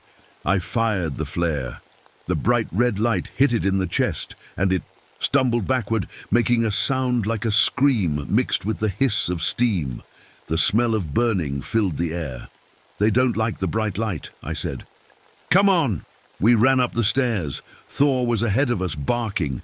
Behind us I could hear more glass breaking as more creatures forced their way into the building. We made it to the lamp room. This was the heart of the lighthouse, a big round room with windows all around and the massive light in the center. I turned it on and the beam started rotating, sending bright white light across the lake and cliffs. "Will this keep them away?" Danny asked. I hope so, but I was wrong. Through the windows I could see them climbing up the outside of the lighthouse. They moved like spiders, using their webbed hands and feet to grip the metal and stone. One appeared at the window right next to Danny. It pressed its face against the glass, leaving wet marks. Then it started hitting the window with its fist. The glass was thick, but I could see cracks starting to form. "Danny, get away from there." More creatures appeared at other windows. They were surrounding us. The light didn't seem to bother them as much up here. Maybe they were getting used to it. One of the windows broke. A webbed hand reached through, feeling around for the latch. I shot another flare, this time right at the hand. The creature pulled back with that steam hiss sound, but its hand was already healing. The burned skin was growing back. "My God," Danny said, "they heal themselves." That's when I understood how much trouble we were in. These things could heal from injuries.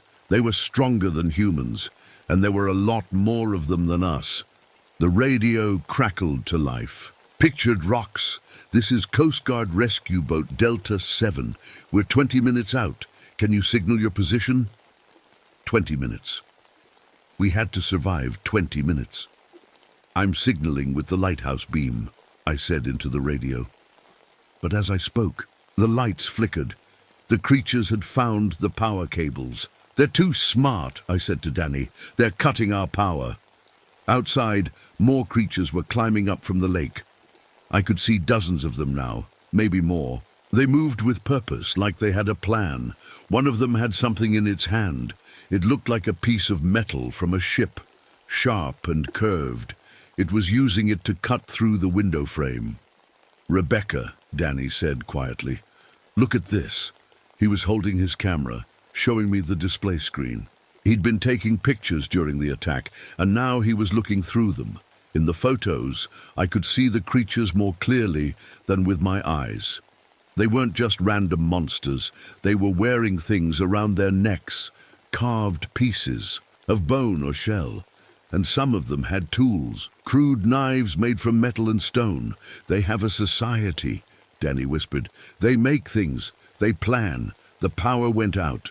The lighthouse beam died, leaving us in darkness except for the moonlight through the windows. In that darkness we heard them, all around us, scratching, climbing, getting ready to break in.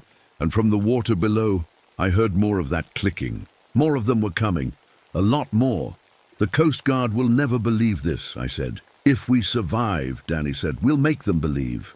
But first, we had to survive the next 20 minutes.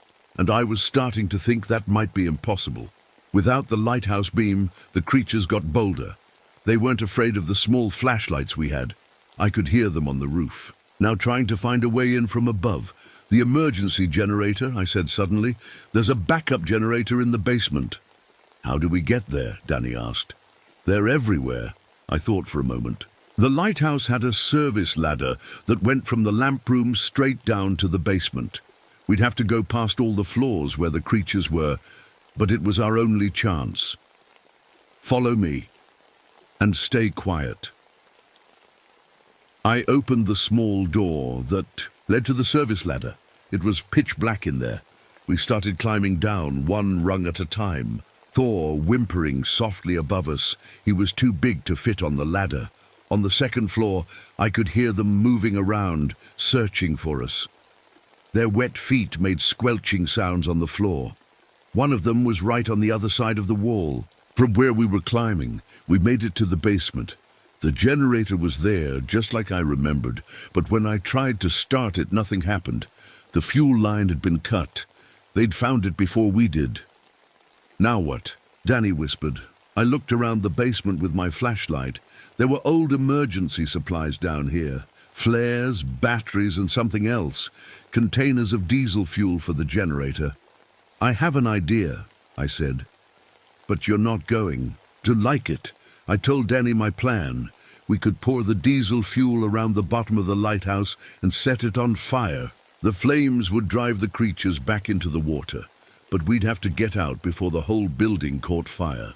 "That's crazy," Danny said. "You have a better idea?" We could hear the creatures moving around upstairs. Some of them had figured out how to open doors. It wouldn't be long before they found the basement. We grabbed as many fuel containers as we could carry and crept back up the stairs. The first floor was full of them. I counted at least 6 creatures searching through the rooms. "On my signal," I whispered to Danny, "run for the door and start pouring fuel outside. I'll create a distraction." I fired a flare into the group of creatures. They screamed and scattered, that steam hiss sound filling the air. In the chaos, Danny ran for the front door. I was right behind him, but one of the creatures grabbed my arm. Its grip was incredibly strong, and I could feel its claws digging into my skin. It pulled me toward its mouth, those needle teeth getting closer to my face. That's when Thor came thundering down the stairs. He hit the creature like a missile, knocking it away from me. The brave dog stood between me and the other creatures, barking and snapping at them. "Thor, come on!" I yelled, but he wouldn't leave. He was buying me time to escape, and we both knew it. I ran outside, where Danny was already pouring diesel fuel around the building. The creatures outside had backed away when they saw the fire from my flare, but they were regrouping. "We need to hurry," Danny said. I could hear Thor fighting inside the lighthouse. His barks were getting weaker. I wanted to go back for him, but I knew it was too late. We finished spreading the fuel just as the first creatures started coming toward us again. I lit a flare and threw it onto the diesel fuel. The fire caught immediately, creating a ring of flames around the lighthouse. The creatures screamed and jumped back. Some of them were too close and caught fire themselves. They ran toward the lake, their wet skin sizzling, but the fire was spreading faster than I expected. The old wooden parts of the lighthouse caught fire quickly. "We need to get away from here," Danny said. That's when we heard the sound of boat engines. The coast guard was coming. I could see their lights cutting through the darkness on the lake. The creatures heard it too. They started retreating toward the water, but they weren't running in panic. They were moving in that same organized way, like soldiers following a plan. As the Coast Guard boats got closer, I saw something that made my blood freeze. The creatures weren't swimming away. They were swimming toward the boats. "No," I said. I grabbed the radio from my belt. "Coast Guard boats, this is Rebecca Foster. Do not approach the shore. Repeat, do not approach. You're in danger." "Rebecca, this is Lieutenant Johnson. We can see the fire. Are you injured?" "Listen to me carefully," I said. "There are things in the water, hostile creatures. They're swimming toward you right now. Rebecca, you may be suffering from smoke inhalation. We're coming to get you." I watched in horror as the creatures surrounded the lead boat. In the spotlight, I could see them climbing up the sides. Then the shooting started. The Coast Guard men were good soldiers. They fought back, but their bullets didn't seem to stop the creatures for long. I saw flashes of gunfire, heard shouts and screams. The fire behind us was getting bigger. Parts of the lighthouse were starting to collapse. We had to move away from the building. "This way," I said, leading Danny toward the tree line. From the forest, we watched the battle on the lake. It lasted maybe 10 minutes. When it was over, 2 of the 3 Coast Guard boats were sinking. The third boat was racing back toward the mainland. The creatures disappeared under the water like they'd never been there. Danny and I spent the rest of the night in the forest, watching the lighthouse burn. When morning came, more boats arrived. Real rescue boats this time, with helicopters and armed escorts. They pulled us off that cliff and took us to the hospital. Danny had some cuts and bruises. I had second and third degree burns on my arms from getting too close to the fire. The official report said there had been a gas leak that caused an explosion. They said I was confused from smoke inhalation when I reported the attacks. Danny's. Photos were dismissed as unclear images of debris in the water, but I know what I saw. And I know those things are still out there, somewhere deep in Lake Superior. I transferred to a ranger station in Arizona a month later. I can't stand the sound of water anymore. Can't even take a bath without thinking about those dark eyes and needle teeth. Danny published his photos in a magazine, but nobody believed they were real. He became obsessed with finding the creatures again. Last I heard, he was still taking pictures around the Great Lakes, looking for them. I never found out what happened to Thor's body. I like to think he gave them such a fight that they decided he wasn't worth eating. Sometimes late at night, I still hear that clicking sound in my dreams. And I wake up knowing they're still out there, waiting for the next person who gets too close to their home, in the deep, dark water. If you ever find yourself alone near Lake Superior on a foggy night, and you hear that clicking sound, don't investigate. Don't try to take pictures, just run. Run as fast as you can, and don't look back, because some things are better left in the dark water where they belong. Images flooded my mind again. This time, I saw the truth about what was happening. The creature had been the protector of these waters for over 1,000 years. It controlled the temperature, the currents, the balance of life. Every fish, every plant, every microscopic organism depended on it. But decades of pollution had slowly poisoned it. Oil spills, chemical runoff, plastic waste, all of it had accumulated in the creature's body. Like a sponge soaking up poison, it had absorbed everything harmful to protect the other marine life. Now, it was full of toxins, and its body was shutting down. Why is it showing us this? I asked, speaking to the empty lighthouse. Mike's voice came from everywhere at once. Because it has a choice to make. It can die here, in the bay, and release all those toxins back into the water. Everything for hundreds of miles would be poisoned.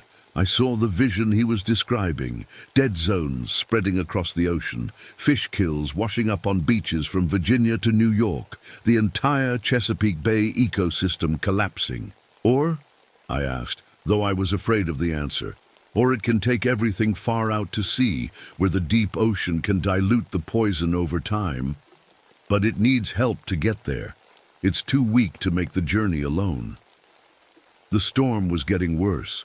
Water poured through the broken windows, and I could feel the lighthouse swaying in the wind.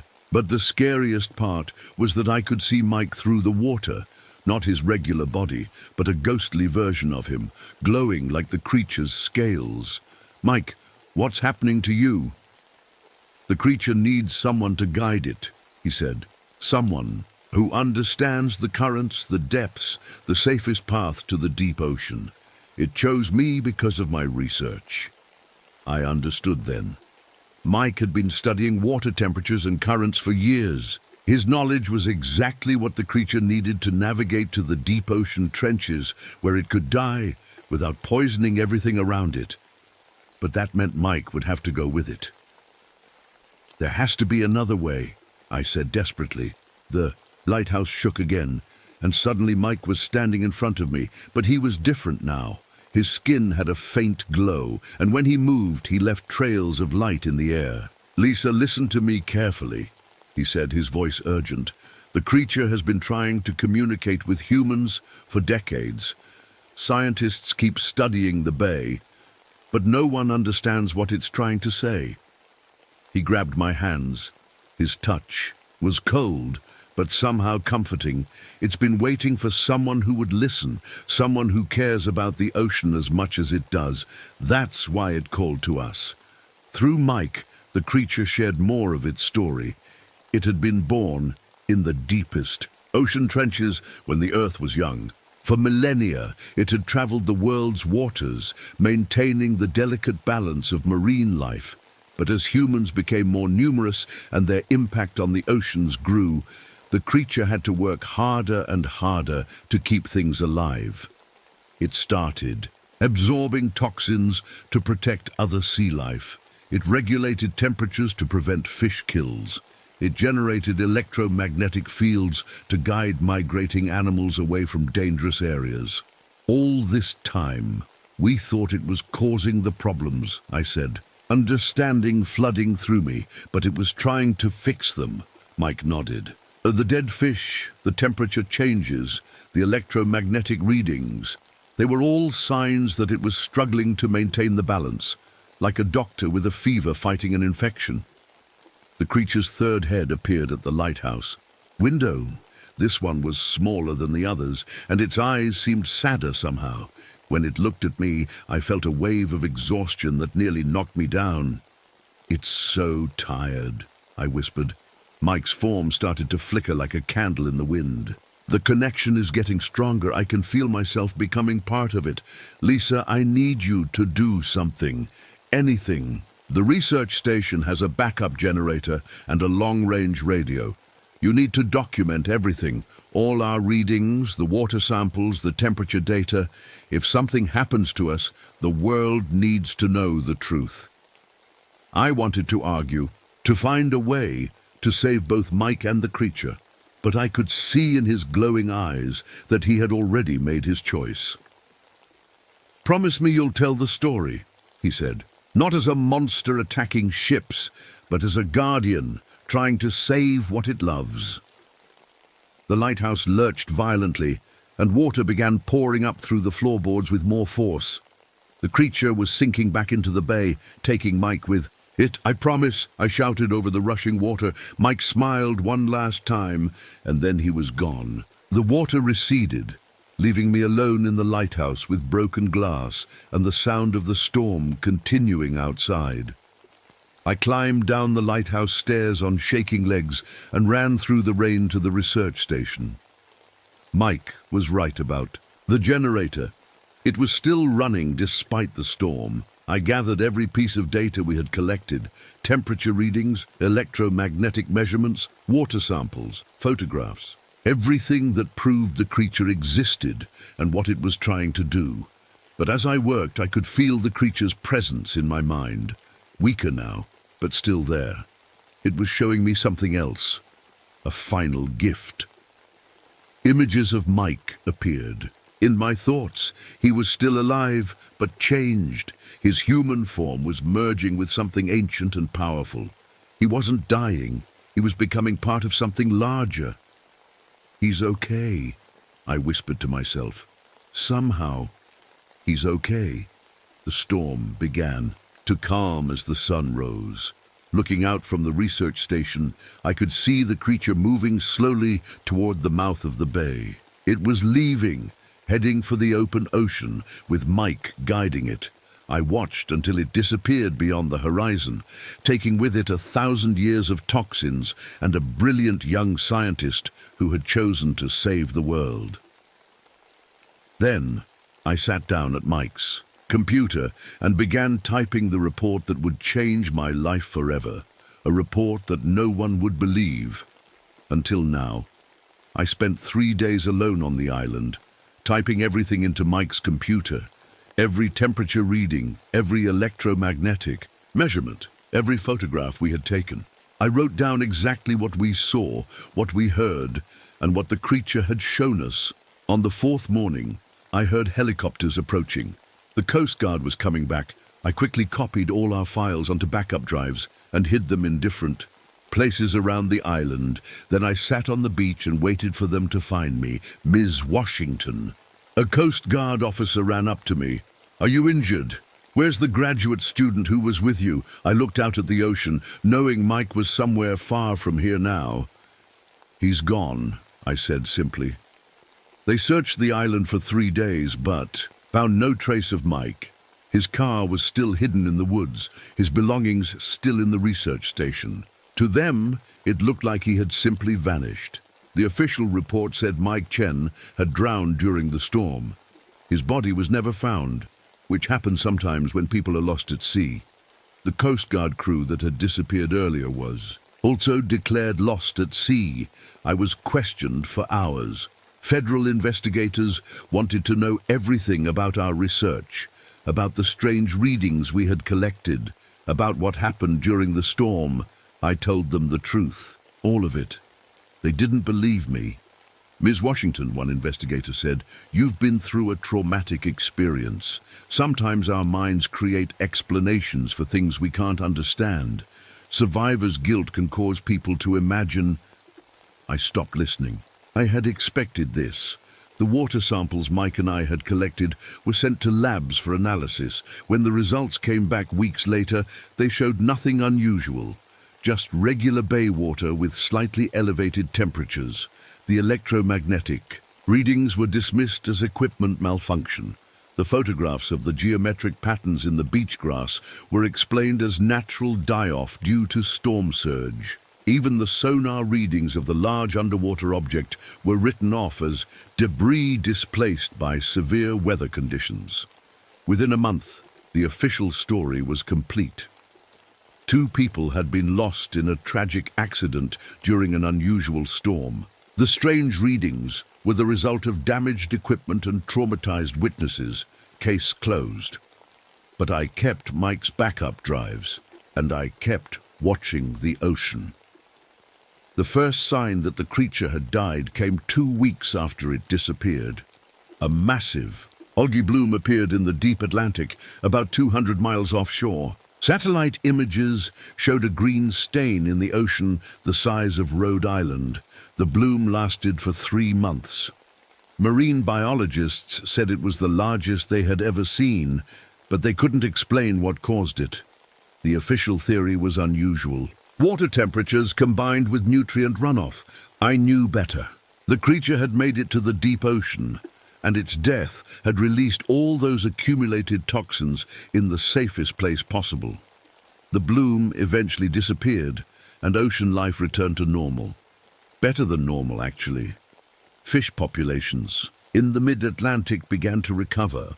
Water quality improved. Sea turtle nesting increased. It was as if the creature's sacrifice had somehow healed the waters. I tried to publish our findings, but no scientific journal would accept the paper.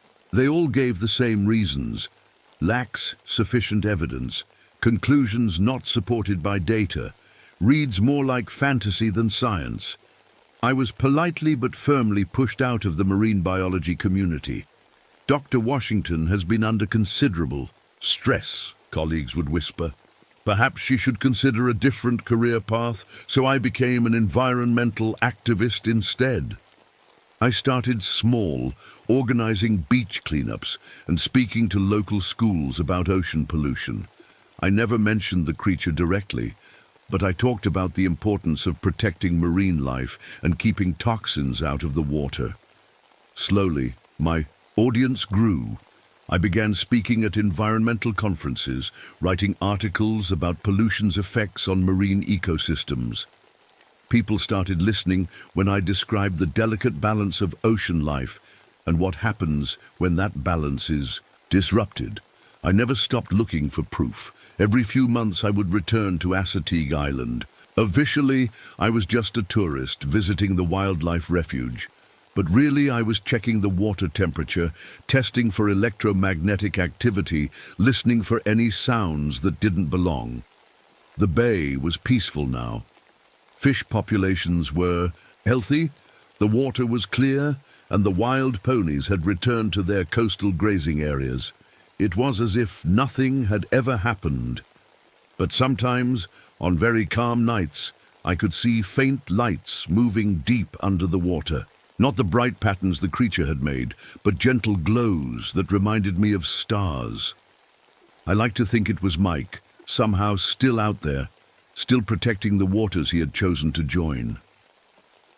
5 years after Mike's disappearance, a package arrived at my apartment with no return address. Inside was a small piece of crystalline material that looked like a scale the size of my palm. When I held it up to the light, it shimmered with the same blue-green glow I remembered from the creature. Along with it was a single typed note, "For those who remember the truth." I had the scale analyzed by a private lab. The results were impossible. It was composed of materials that shouldn't exist, in combinations that defied physics. The lab technician called it the most unusual biological sample I've ever seen. I keep the scale on my desk now, where it catches the sunlight streaming through my window. Sometimes visitors ask about it, and I tell them it's from a very special place. That's true, in a way. Last month, a young marine biology student contacted me. She had read some of my environmental articles and wanted to interview me for her thesis on unexplained ocean phenomena.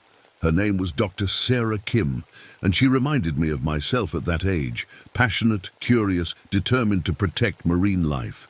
"Dr. Washington," she said during our meeting, "I've been researching historical reports of large marine animals in the Chesapeake Bay area. There are stories going back hundreds of years about something called Chessie. Most scientists dismiss these as folklore, but the descriptions are remarkably consistent." I listened as she described her research. Sightings by reliable witnesses, sonar contacts that couldn't be explained, underwater sounds recorded by submarines. "What do you think it could be?" she asked me. I looked at the scale on my desk, remembering. Mike's voice through the storm, remembering ancient eyes full of sadness and wisdom. "I think," I said carefully, "that the ocean still holds mysteries we don't understand. And maybe that's not a bad thing." Dr. Kim nodded eagerly. "Would you be willing to help with my research? I'm planning an expedition to study water temperature anomalies in the Chesapeake Bay." I smiled, thinking of Mike and his endless enthusiasm for measuring water temperatures. I'd be honored to help. As she left my apartment, I noticed she turned back to look at the crystalline scale one more time. There was something in her expression that reminded me of the way Mike used to look when he was on the verge of a discovery. Maybe some stories are meant to be told again and again, passed from one generation of scientists to the next. Maybe some truths are too important to let die. I picked up the phone and began making plans. After all, the ocean is still out there, and it's still calling.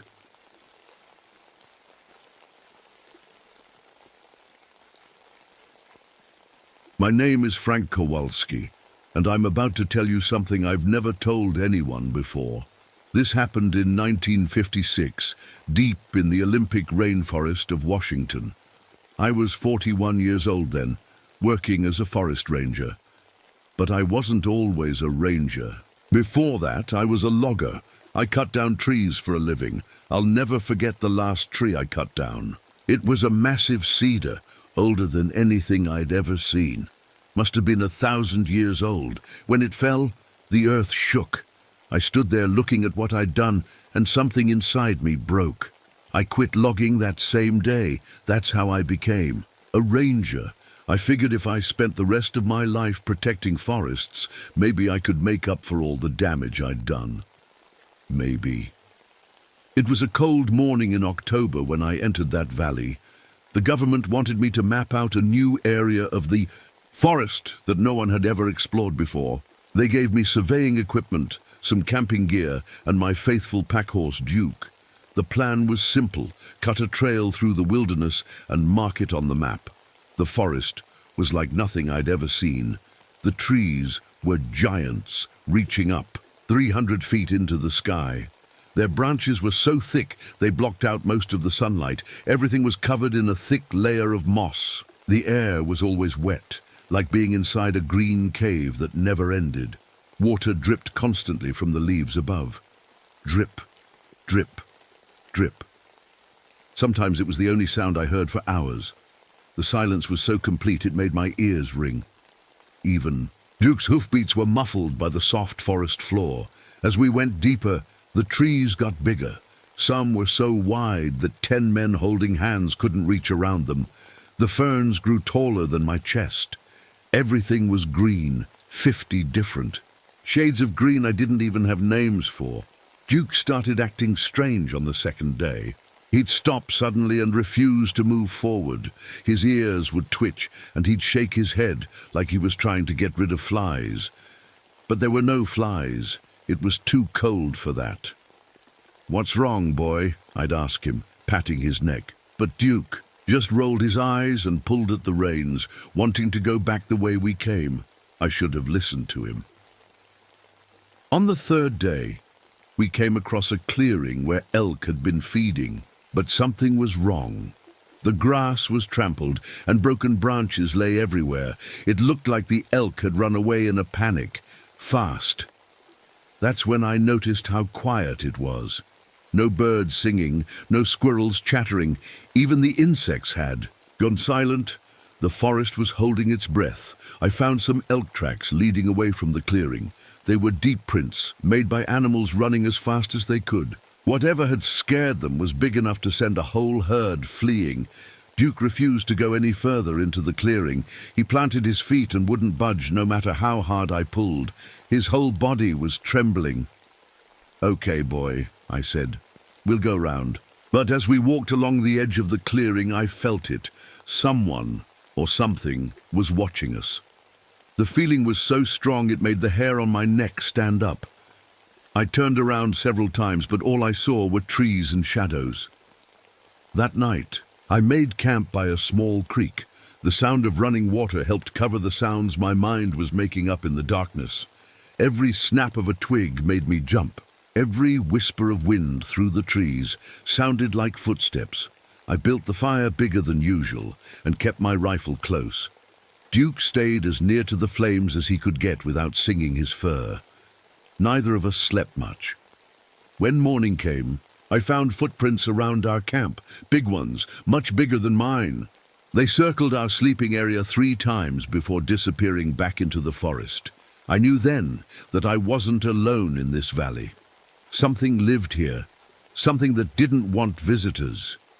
But I was Frank Kowalski, and I'd never backed down. From anything in my life, my job was to map this place, and that's what I was going to do. Even if every instinct I had was screaming at me to pack up Duke and get out of there as fast as we could, I was about to learn that some places are meant to stay unmapped. Some secrets are too dangerous to uncover, and some things in the forest are better left undisturbed. The next morning I found something I'll never forget. Down by the creek where I got water, there were handprints in the mud, but these weren't human handprints. They were huge, bigger than dinner plates. Each finger was as long as a banana. The prints were fresh, maybe made just hours before. I knelt down and put my own hand next to one of them.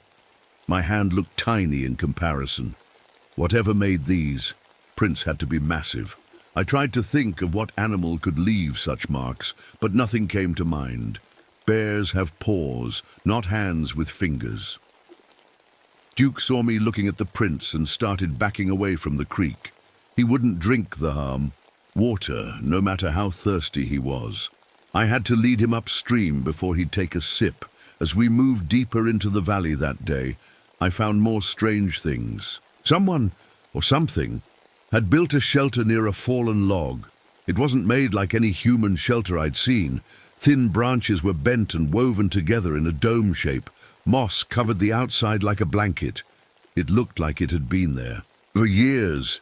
The shelter was big enough for something much larger than a person to crawl inside. I got down on my hands and knees and peered in. It smelled musky, like wet fur that hadn't been washed in a long time. The ground inside was worn smooth, like something had been using it regularly. I started noticing other things too. Trees had their bark stripped off in strange patterns, long scratches that were too high up for any normal animal to make. Some of the scratches were 10 feet off the ground. The forest floor was completely clean of small bones and animal remains. In most forests you find old deer bones, bird skeletons, things like that, but here everything had been cleared away. It was too clean, like someone was keeping house.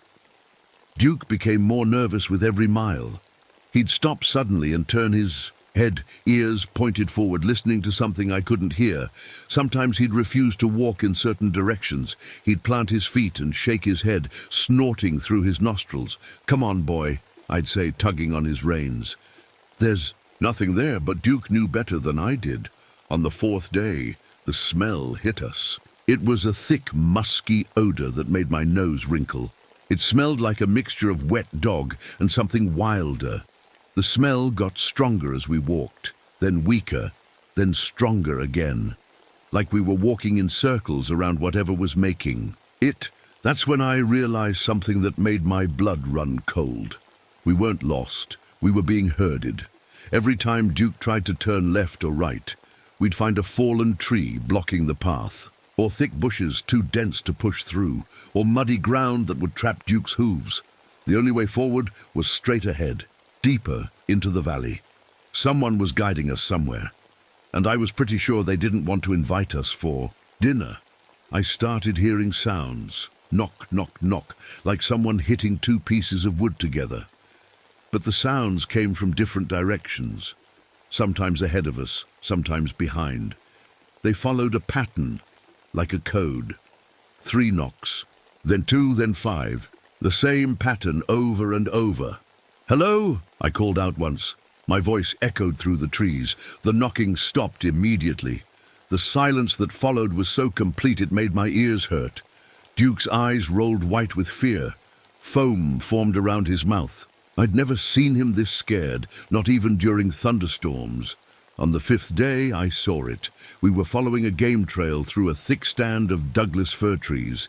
Duke was moving slowly, head down, like he was trying to make himself invisible. The fog had rolled in from the coast, cutting our vision down to maybe 20 feet. Something moved in the trees next to us. Something big. It was keeping pace with us, walking parallel to our path. I caught glimpses of it through the fog. A tall, dark shape that seemed to glide between the trees without making a sound. I stopped. Duke stopped. The shape stopped too. I stared into the fog, trying to see clearly. For just a moment, the fog shifted and I saw an outline.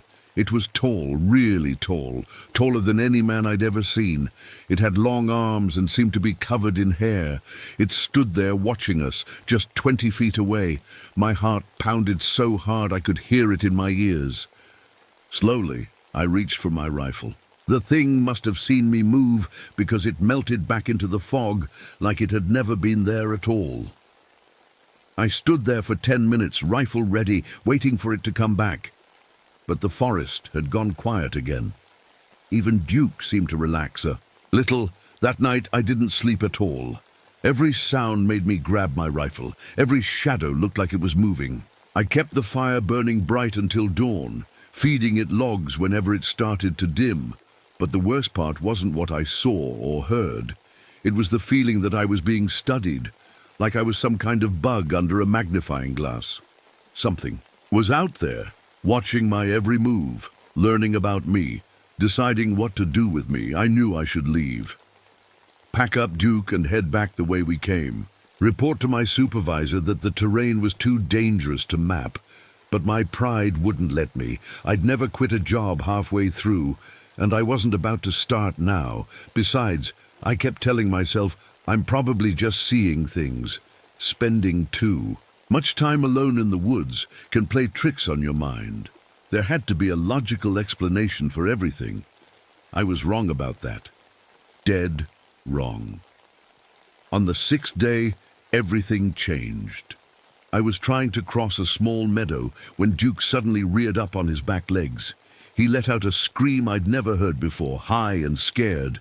I fought to control him, pulling on the reins, trying to calm him down. Easy, boy, easy. But Duke wasn't looking at me. He was staring at something behind me.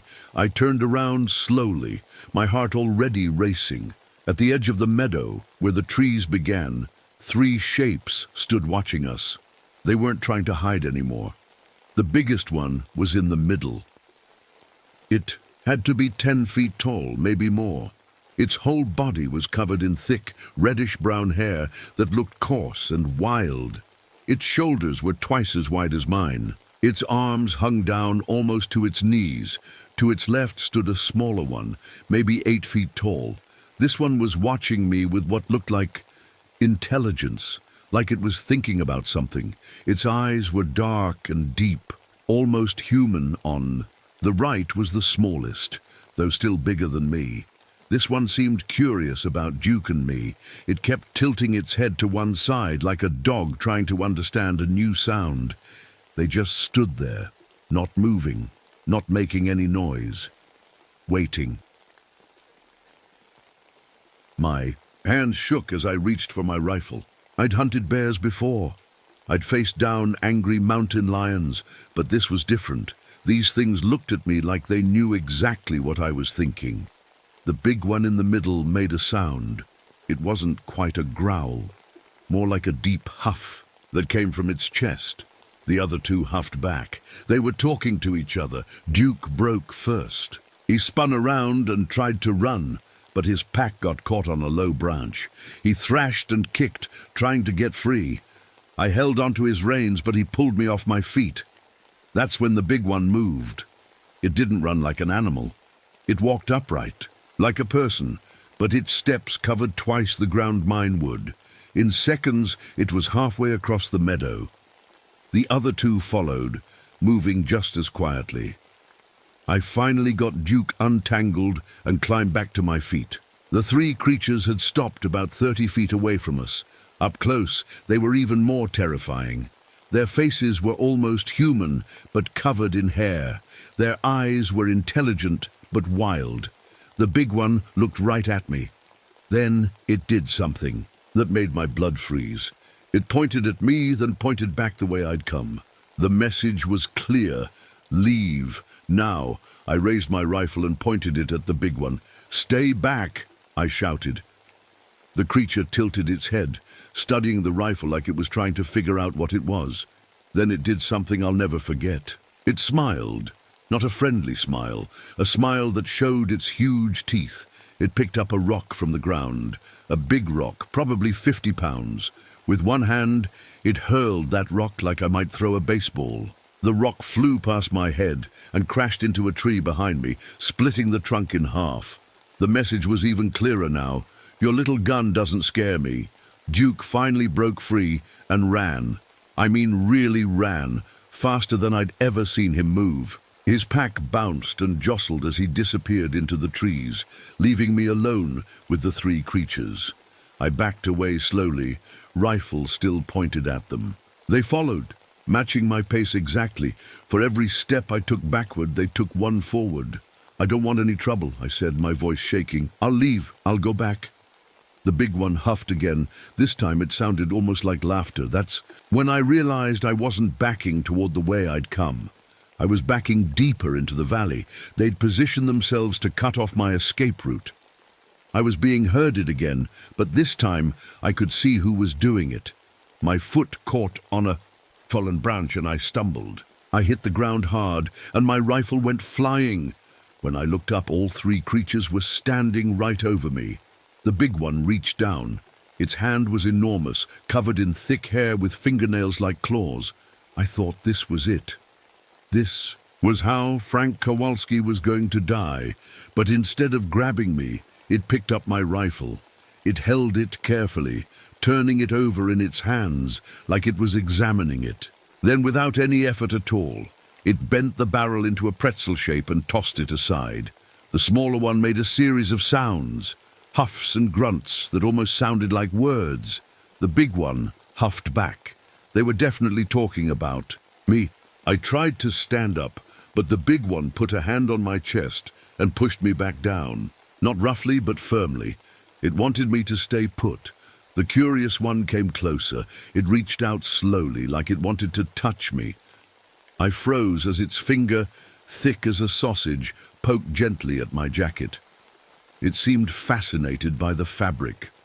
Then it noticed my surveying equipment, my compass, my measuring tape, my notebooks. It pointed at them and made questioning sounds to the others. I realized something then. They weren't just animals, they were people. Different from us, but people all the same. They had their own language, their own ways. and I had walked into their home without permission. The big one stood up and pointed again toward the way I'd come. But this time there was something different in its gesture. It wasn't just telling me to leave, it was asking me to understand. This valley was their home.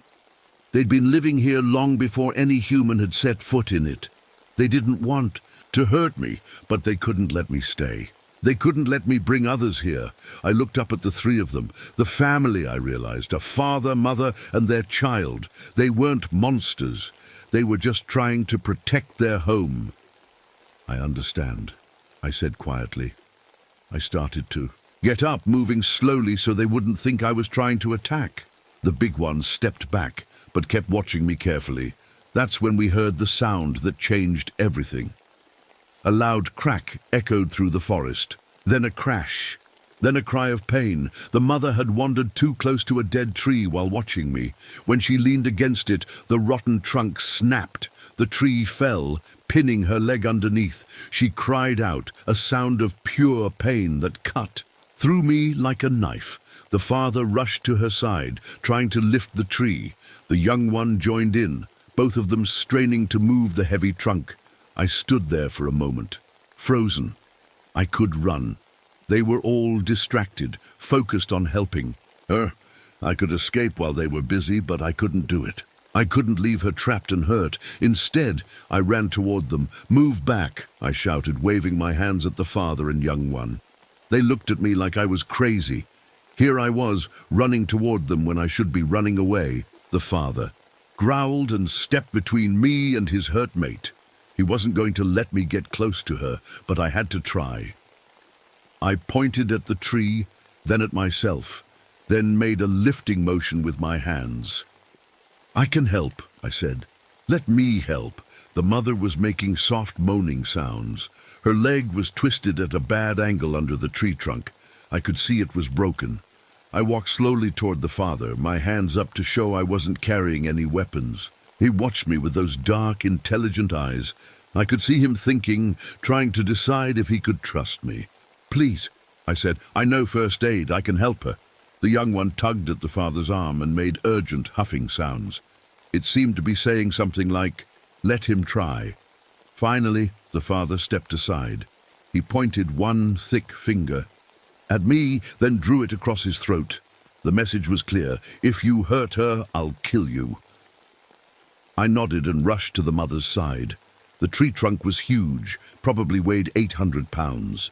There was no way the three of us could lift it, even with their incredible strength, but I had an idea. I ran back to where my pack had fallen and grabbed my rope and surveying equipment. I tied one end of the rope around a healthy tree about 20 feet away. Then I ran the other end under the fallen trunk near where it was pinning the mother. "This is called a pulley system," I explained, even though I knew they couldn't understand my words. "We can use it to lift the tree." I showed the father how to pull on the rope while I pushed up on the trunk from underneath. The young one caught on quickly and started pulling too. 1, 2, 3, pull! Slowly, inch by inch, the tree trunk rose. The mother cried out as the weight came off her leg, but then she sighed with relief. "Hold it there," I yelled. The mother dragged herself out from under the tree. When she was clear, we let the trunk fall back down. It hit the ground with a thud that shook the forest floor. Now came the hard part. Her leg was definitely broken. I could see the bone pushing against the skin. If we didn't set it properly, she might never walk again. I opened my first aid kit and pulled out the supplies I'd need. The father watched every move I made. The young one seemed fascinated by the white bandages and metal splints. "This is going to hurt," I said to the mother. She looked at me with those deep eyes and nodded, like she understood. I'd set broken bones before in my logging days. Men got hurt all the time in the woods, and sometimes I was the only one around who knew what to do. But I'd never worked on anyone or anything this size before. I positioned my hands on her leg, feeling for where the bone had snapped. The mother tensed up, preparing for pain. The father leaned closer, watching my every move. "Okay," I whispered. "Here we go." I pulled hard and fast, setting the bone back in place. The mother let out a roar that echoed through the entire valley. Birds flew out of trees a mile away. The father grabbed my shoulder, his claws digging into my jacket. But the bone was set. I could feel it click into place. Working quickly, I splinted her leg with the metal strips from my first aid kit. I wrapped it tight with bandages, making sure the bone couldn't move. The mother lay still, breathing heavily, but the worst part was over. When I finished, I sat back on my heels. The three creatures looked at the bandaged leg, then at me. The father's grip on my shoulder loosened. The young one came closer and touched the white bandages gently. It made soft, questioning sounds. "It'll heal," I said. "In a few months, she'll be walking again. Maybe not as good as before, but she'll walk." The father helped his mate sit up. She tested her weight on the good leg, keeping the hurt one off the ground. Then she did something that nearly brought tears to my eyes. She reached out and touched my face with one huge, gentle finger. It was a thank you, a gesture of gratitude that needed no words. The father stood and looked at me for a long moment. I could see him wrestling with something in his mind. I had helped his family, but I was still an outsider, still a threat to their secret home. Finally, he pointed toward the edge of the valley, but this time his gesture was different. It wasn't angry or threatening. It was sad. He was asking me to leave, but he didn't hate me for coming. I nodded. "I understand."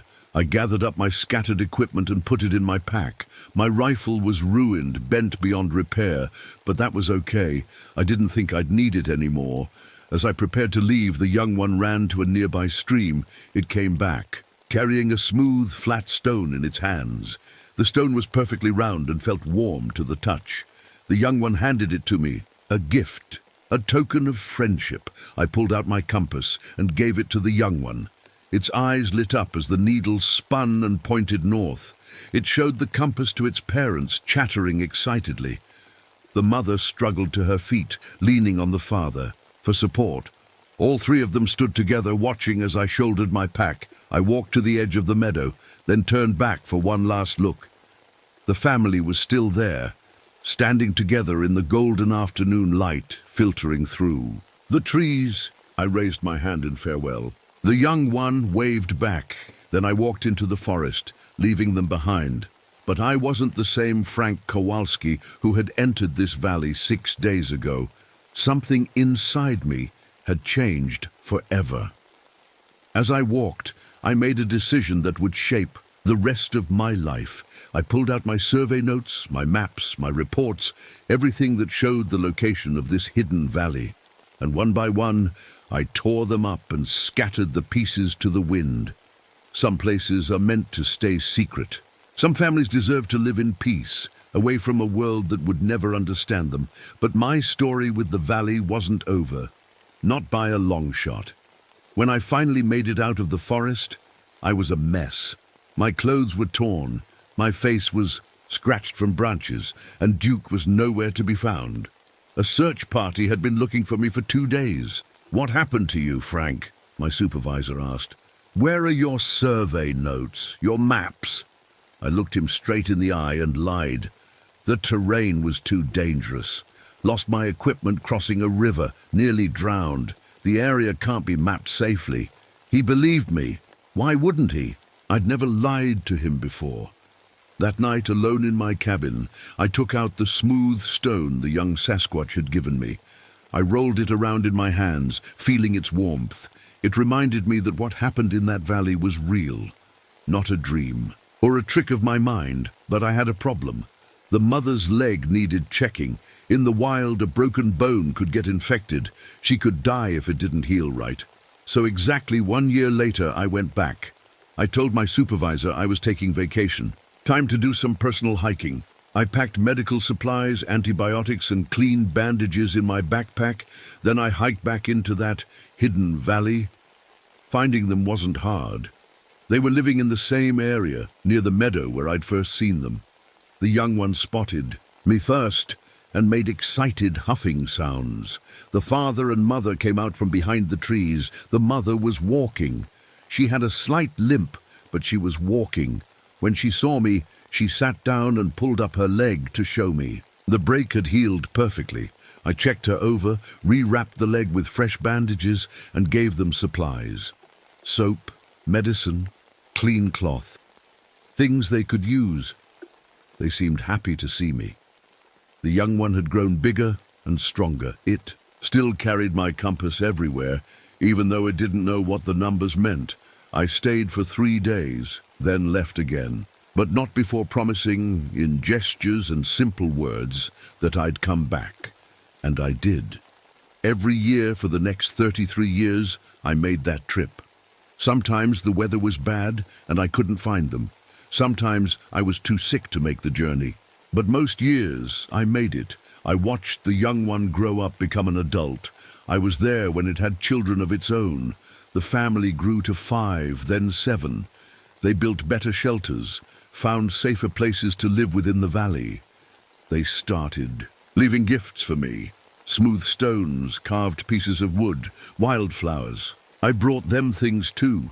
Fruit they couldn't find in the forest, medicines, warm blankets for the winter. We never learned to speak each other's language with words, but we understood each other just fine. The father got old, his hair turning, grey around his face. The mother's limp got worse some years, better in others, but they stayed healthy. They stayed hidden, and I kept their secret. People at work thought I was strange. "Where do you go every year, Frank?" they'd ask. "You disappear for a week and come back different somehow." I'd just smile and tell them I liked hiking alone. They eventually stopped asking. In 1989, I knew I was dying. The cancer had spread too far for the doctors to stop. I was 74 years old and my body was giving up. I made one last trip to the valley. It was harder this time.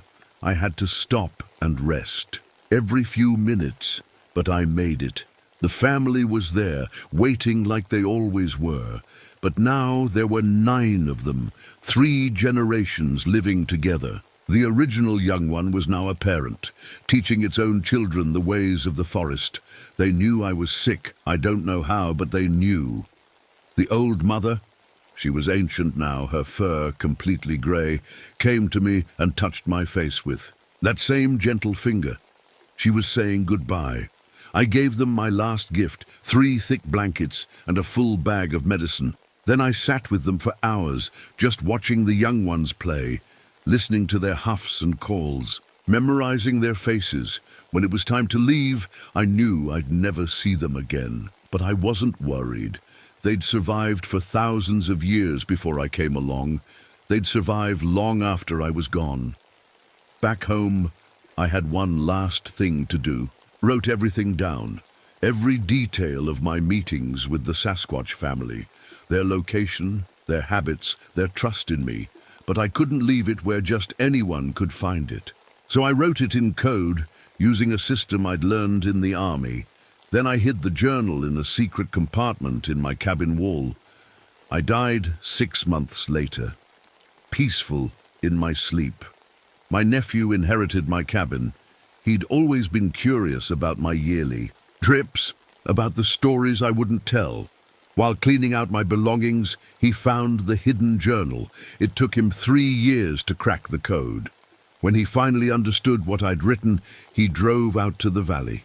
He hiked for days, following my directions, but he never found them. Maybe they'd moved on. Maybe they sensed he wasn't me and stayed hidden. Or maybe they knew their secret was safe with me and they didn't need to trust anyone else. My nephew kept the journal for 10 years before deciding what to do with it. Eventually, he gave it to a local university, but he made them promise to keep the exact location secret. That's how this story came to light. The family might still be out there in some hidden valley where the old trees grow thick and the modern world can't reach, living their quiet lives, raising their children, keeping to the ancient ways. Part of me hopes they are. The world needs places like that valley, places where wild things can live without fear, where old secrets stay buried, where magic still exists. But if you ever find yourself in the deep woods and you smell something musky on the wind, if you hear knocking sounds in the trees, if you feel like you're being watched, remember my story. Some things are better left alone. Some secrets are worth keeping, and sometimes the most important choice you can make is to walk away and stay quiet. That smooth stone the young Sasquatch gave me, my nephew has it now. He keeps it on his desk as a reminder that there are still mysteries in this world, still things we don't understand, still families trying to live in peace, far from people like us. And that, maybe, is exactly how it should be.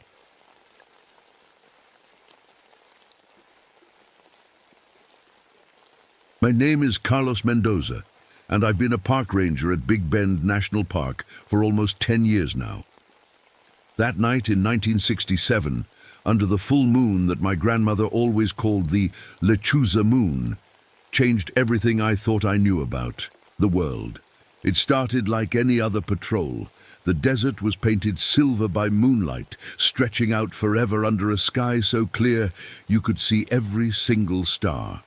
The tall saguaro cacti stood like old soldiers guarding the horizon, their arms reaching up toward the heavens. I was on horseback, riding my Palomino mare through the most remote part of the park, near the Mexican border, where few people ever go. The night was cool for October, maybe 60 degrees. I could smell the sage and mesquite in the air, mixed with the promise of rain from clouds too far away to see. Down in the canyon, the Rio Grande whispered its ancient song, flowing between walls of rock that had stood there for millions of years. My partner, Juan Morales, rode beside me on his black stallion. We were investigating reports of cattle being killed in strange ways. Ranchers along the border were scared. They said something was taking their animals, but not eating them like coyotes or mountain lions would. They said it was something else, entirely. Juan was older than me, maybe 50, with gray streaking his black hair. He'd been tracking animals in this desert since he was a boy. His father taught him, and his father's father before that. If Juan couldn't figure out what was killing those cattle, then it was something that had never been seen before. "You nervous, Carlos?" Juan asked, his voice barely above a whisper. Even in the open desert, we both felt like we should be quiet. "Should I be?" I asked back, trying to sound more confident than I felt. Juan just pointed up at the full moon. "My grandmother used to say, never go out on a night like this. She called it the Lechuza moon." I knew that word, Lechuza. It meant owl in Spanish, but when the old people said it, they meant something much worse. They meant witch. They meant danger. They meant things that should not exist. "You don't believe in that old stuff, do you, Juan?" I asked. He was quiet for a long moment. Then he said, "I believe in being careful." I understood. See, I was caught between two worlds my whole life. My father was Mexican, and my mother was half Apache. I grew up hearing stories from both sides of my family. Stories about spirits that lived in the desert. Stories about witches that could turn into animals. Stories about things that hunted when the moon was full. But I also went to school. I learned about science and facts and logic. When I became a park ranger, I told myself I was a modern man. I carried a radio and a flashlight and a first aid kit. I didn't need to worry about old wives' tales. Still, on that night, with the moon so bright it cast shadows, I found myself touching the silver cross my grandmother had given me. It hung on a chain around my neck, hidden under my uniform shirt. Just in case. We'd been riding for about 2 hours when my horse started acting strange. Palomino was usually calm, but now she kept tossing her head and snorting. Her ears were pricked forward, and I could feel her muscles tense beneath me. "Easy, girl," I whispered, patting her neck, but I was looking around too, trying to see what had spooked her. That's when I heard them. Owls, lots of owls. They were calling from every direction, their hoots echoing off the canyon walls. It was beautiful and terrible at the same time. I'd never heard so many owls in one place before. Juan pulled his horse closer to mine. "That's not normal," he said. I had to agree. In all my years patrolling this desert, I'd never heard anything like it. The owl calls seemed to be coming from everywhere and nowhere. They surrounded us like invisible watchers. My flashlight beam cut through the darkness, but it seemed weak against the silver moonlight. I swept it back and forth, looking for eyes reflecting back at me. And I found them. Lots of them. Too many of them. Yellow eyes watching us from the shadows of rocks and bushes. "Juan," I said quietly, "look." He followed my flashlight beam and saw them too. Dozens of pairs of eyes, all staring at us, but they weren't moving. They weren't running away like normal animals would. They were just watching. My radio crackled. With static, I tried to call back to headquarters, but all I got was white noise. Even that felt wrong somehow. It sounded almost like someone crying very far away. "Maybe we should head back," Juan said. For the first time since I'd known him, he sounded scared, but I was stubborn. I was the ranger here. It was my job to investigate, not run away from shadows and sounds. "We came here to find out what's been killing the cattle," I said. "Let's find out." Juan nodded, but I could see he didn't like it. Neither did I, truth be told. But I had a job to do, and I was going to do it. We urged our horses forward, deeper into the desert, deeper into the silver light of the Lechuza moon. Behind us, the owls kept calling, and all those yellow eyes kept watching. I should have listened to my grandmother's warnings. I should have turned around right then and ridden back to safety, but I didn't. And because of that, Juan and I were about to discover that some of the old stories are true. All of them. We rode for another hour before we found the first dead cow. It was lying in a clearing between two big rocks, and right away I knew something was wrong.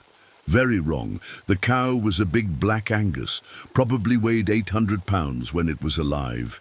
But now it looked empty, like a balloon with all the air let out.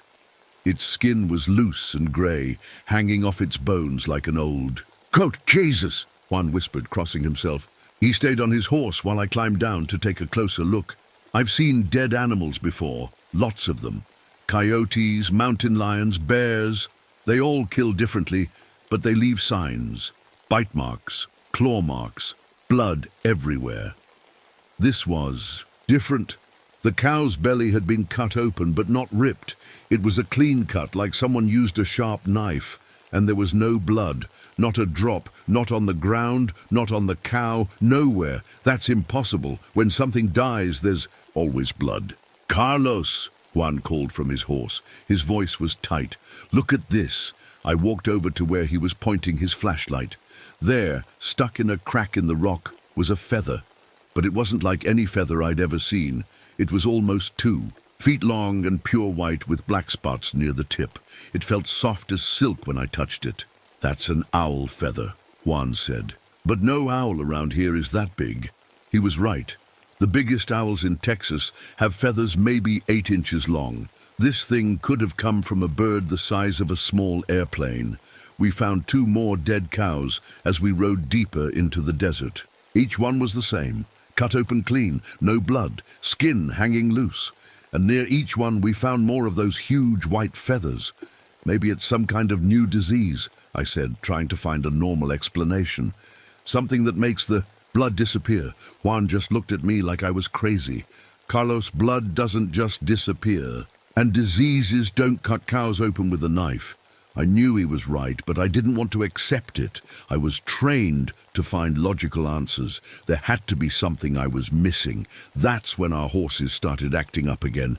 Both Palomino and Juan's stallions stopped dead in their tracks. Their ears went back, and they snorted like they smelled something terrible. But I couldn't smell anything except the normal desert smells. "What's wrong with them?" I asked. Juan tried to make his horse go forward, but it wouldn't budge.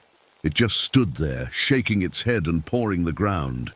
"They don't want to go that way," he said, pointing ahead into a narrow canyon. "I tried to get Palomino to move forward too, but she backed up instead." These were good horses, trained horses. They weren't scared of coyotes or snakes or lightning. But something ahead in that canyon had them terrified. We'll go around, I decided, but as we started to change direction, my radio crackled to life. At first, it was just static. Then, through the white noise, I heard something that made my blood run cold. It was a woman's voice, crying, not crying like someone sad, crying like someone in terrible pain. She was calling out in a language I didn't recognize, not Spanish, not English, not even Apache. "Are you getting this?" I asked Juan, holding up my radio. He nodded, his face pale in the moonlight. "Turn it off," he said, but I couldn't. I was frozen listening to that voice. The woman sounded like she was begging for something. Her voice got louder and more desperate until it was almost screaming. Then it stopped. Just silence. I finally managed to turn off the radio, but my hands were shaking. "That came from somewhere." "Out here," I said. "We should investigate." "No," Juan said firmly. "We should go back to town right now." I wanted to argue, but then I noticed something else. Around us, scattered in a perfect circle, were dead plants, desert grass, small bushes, even a prickly pear cactus, all brown and withered like they'd been dead for years. But yesterday, when I'd ridden this same trail, everything here had been green and alive. In the center of the dead circle was a pile of smooth white stones. They were arranged in a pattern that hurt my eyes to look at directly.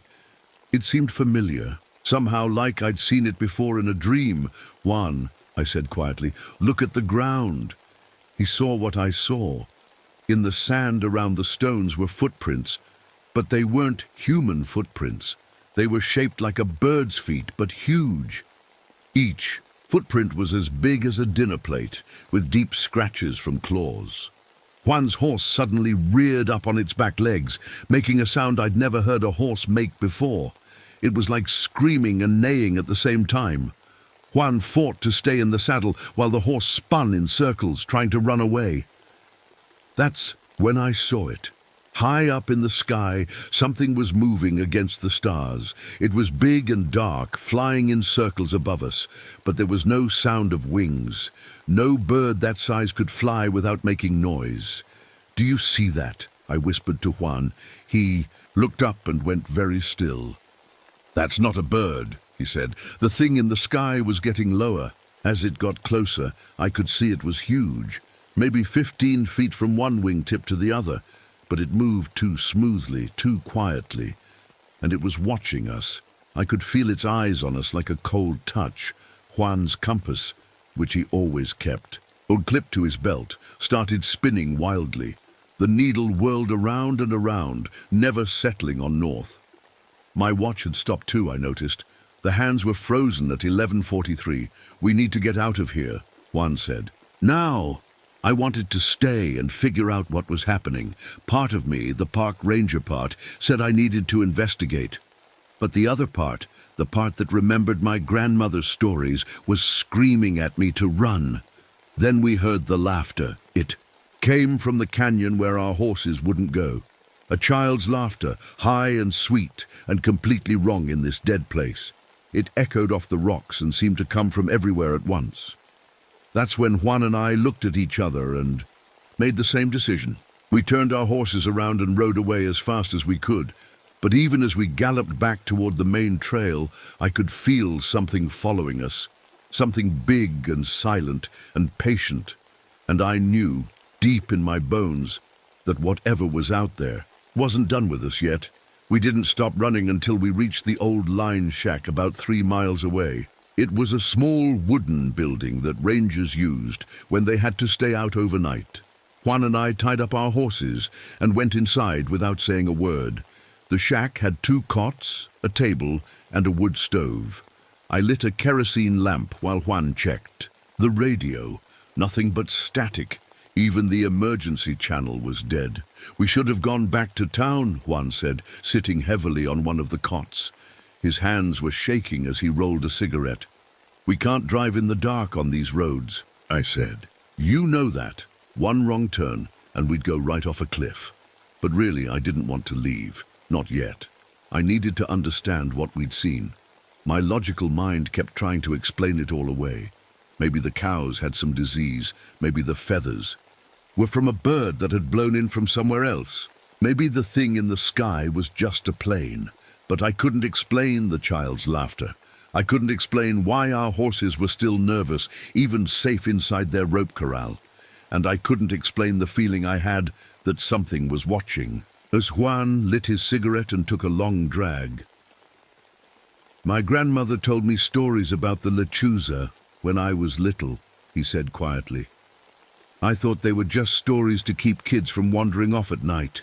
"What kind of stories?" I asked, even though part of me didn't want to know. She said there were witches who could turn into owls, bigger than any natural bird. They hunted people on nights when the moon was full. They could steal your voice, your memory, even your soul. I sat down across from him. "You don't really believe that?" Juan looked at me with tired eyes. "A week ago I would have said no. Tonight, I don't know what I believe anymore." I was about to answer when we heard it. A sound like wind through trees, but there was no wind. It was soft at first, then louder. It was coming from outside, moving around the shack in slow circles. Our horses started making noise, not whinnying or snorting like before, but a low, frightened sound I'd never heard horses make. They sounded like they were trying to be quiet, trying not to be noticed. Juan stubbed out his cigarette and picked up his rifle. I grabbed mine too. We moved to the small window and looked out. At first I didn't see anything. The moon was still bright, casting long shadows across the desert. Then one of the shadows moved. It was big and dark and wrong. It flowed across the ground like water, but shadows don't move on their own. "There," Juan whispered, pointing. I saw it then. On top of a big rock about 50 yards away sat the largest owl I'd ever seen. But calling it an owl was like calling a mountain a hill. It had to be 15 feet tall, with wings that spread even wider. Its feathers shone in the moonlight like they were made of silver. But the worst part was its face. It wasn't the face of a bird. It was the face of a woman, beautiful but terrible, with dark eyes that seemed to see right through us. She was looking directly at our window, and when our eyes met, she smiled. I felt something cold crawl up my spine. That smile wasn't human. It was the smile of something that knew secrets, dark secrets that people weren't supposed to know. The creature opened its beak and spoke. Its voice was like music, like the most beautiful song you ever heard. But it spoke in a language that was older than Spanish, older than English, maybe older than any language still spoken by living people. "What's it saying?" I whispered. Juan's face had gone white. "I don't know, but my grandmother, she taught me a few words in the old tongue. I think it's calling your name." That couldn't be right. But as I listened, I heard something that made my blood freeze. Hidden in those musical, ancient words, I heard it. Carlos Mendoza. The creature knew my name. It knew who I was. It spread its massive wings and rose into the air without making a sound. No flapping, no rush of wind, nothing. It just lifted off the rock like gravity didn't apply to it. It circled the shack once, twice, 3 times. Each time it passed over us, I felt pressure in my head, like someone was trying to get inside my thoughts. Then it landed on the roof. The whole building shook under its weight. We could hear its claws scratching against the wood as it walked. Around up there, dust fell from the ceiling onto our heads. It was testing the roof, I realized, looking for weak spots, looking for a way in. Juan grabbed my arm. "The chimney," he whispered. I looked up at the stovepipe that went through the roof. It was easily big enough for something to come down through. Juan was already moving, stuffing rags into the pipe opening. That's when the creature started talking again. But this time, it spoke in perfect English. Its voice was different now, not the beautiful singing voice from before, but the voice of an old woman, a grandmother's voice. "Carlos, mijo," it said sweetly. "Why are you hiding from me? I just want to talk to you." It sounded exactly like my grandmother, exactly. The same accent, the same way of saying my name. My grandmother had died 5 years ago. But hearing that voice, I almost believed she was really there. "Don't listen," Juan hissed. "It's not her. It's not real." But the voice kept talking. "I have something to tell you, Carlos, about your brother, about how he really died. Don't you want to know the truth? My brother Miguel had been killed 2 years ago in a fight with smugglers near the border. At least, that's what the police told us. But there had always been questions, things that didn't add up. Carlos," the voice continued, and now it sounded sad. "I tried to warn him, I tried to save him, but he wouldn't listen. Just like you're not listening now." I took a step toward the door. Juan grabbed my arm harder. "It's lying," he said. "Whatever it is, it's lying." But I wanted to hear more. I needed to know about Miguel. The voice seemed to read my thoughts. "Come outside, mijo. Let me tell you what really happened. Let me show you." The scratching on the roof stopped. Everything went quiet except for the sound of my heart beating in my ears. Then we heard something that made us both freeze. The creature was laughing. Not the child's laughter we'd heard before. This was deeper, older, full of secrets and hunger. It was the laughter of something that had been waiting a very long time and was finally going to get what it wanted. "You can't hide in there forever. Carlos Mendoza," it said. And now its voice was completely different, cold and sharp like broken glass. "I know who you are. I know your blood. I know your family's shame." Juan looked at me. "Your family's shame? What's it talking about?" I didn't answer because I didn't know, but somewhere deep inside, in a place I'd tried to forget, I had a feeling that I was about to find out. We sat in that shack for what felt like hours, listening to the creature move around on the roof. Sometimes it would scratch with its claws. Sometimes it would walk from one end to the other, making the whole building creak. And sometimes it would just sit there, completely quiet, which was somehow worse than the noise. Juan dozed off around 3 in the morning, his rifle still in his hands. I couldn't sleep. Every time I closed my eyes, I heard that voice calling my name. I kept thinking about Miguel, about what the creature had said about knowing how he really died. The attack came just before dawn. I was looking out the window, watching the sky start to turn gray in the east, when I saw Juan's horse rear up and break free from the rope corral. It ran off into the desert wild with fear. Then I couldn't see Juan's other horse, the black stallion. "Juan," I whispered, shaking his shoulder. "Wake up! Something's wrong!" He opened his eyes and immediately reached for his rifle. That's when we heard it, a horrible sound from outside. It was Juan's horse, but it sounded like it was in terrible pain. The sound cut off suddenly, leaving only silence. "We need to check on the horses," Juan said, but his voice was shaking. "No," I said, "it's waiting for us to come outside." But even as I said it, I knew we couldn't stay in the shack forever. We had to get back to town, and we needed the horses. To do it, the truck was back at headquarters, 20 miles away. Juan checked his rifle and made sure it was loaded. I did the same with mine. We had 6 bullets each, not much against a creature like that, but it was all we had. "On 3, Juan said, his hand on the door handle. 1, 2. He threw open the door and we rushed outside. Palomino was still there, trembling but alive. But Juan's black stallion was gone.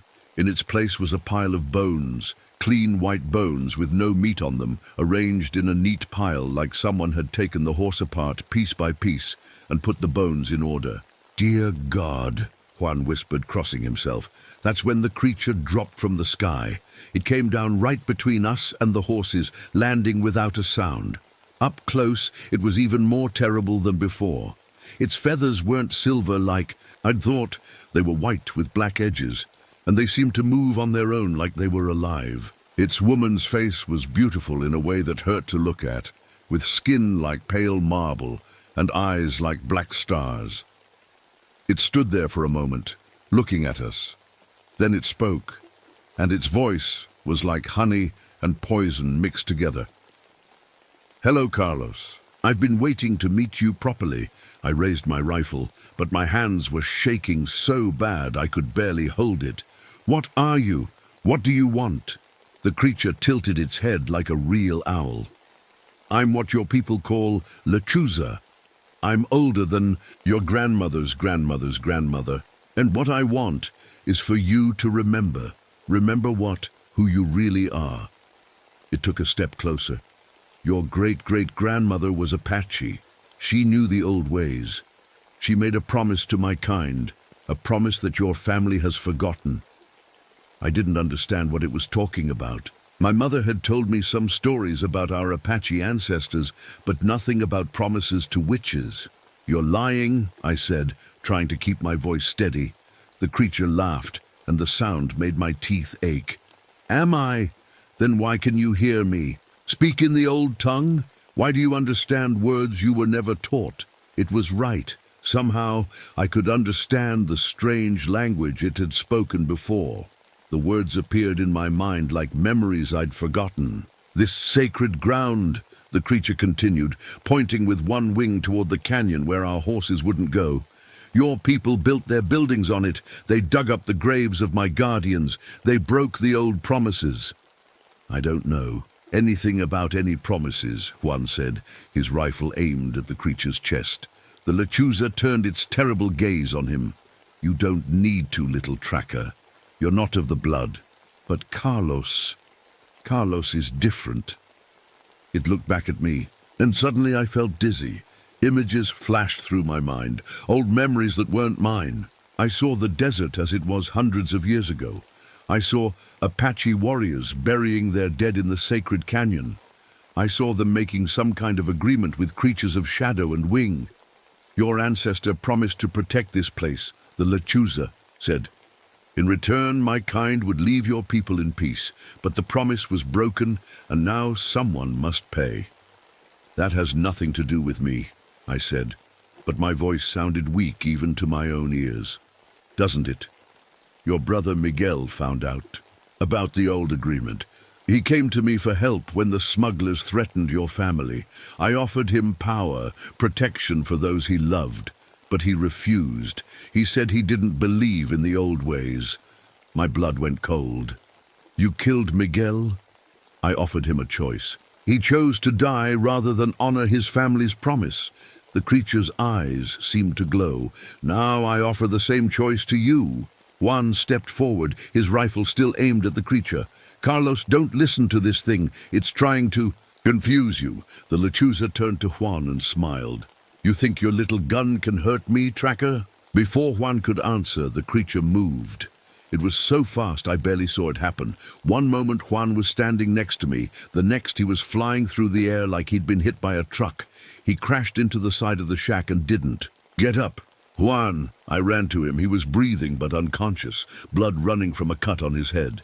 He'll live, the lechuza said calmly. For now. But that depends on what you choose, Carlos Mendoza. I turned to face it, my rifle in my hands. What choice? Come with me. Learn the old ways. Help me protect the sacred places. Do this.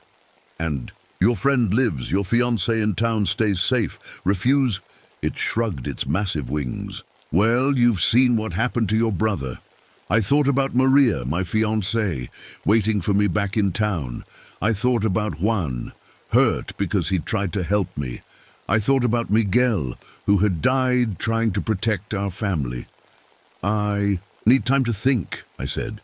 The creature nodded like it had expected this. You have until the sun rises fully. Meet me at the sacred canyon. Come alone. Decide then whether you will honor your family's debt or join your brother in death. It spread its wings and took to the air, but before it flew away, it spoke one more time. Oh, and Carlos, don't try to run. I can find you anywhere now. You belong to me until you make your choice.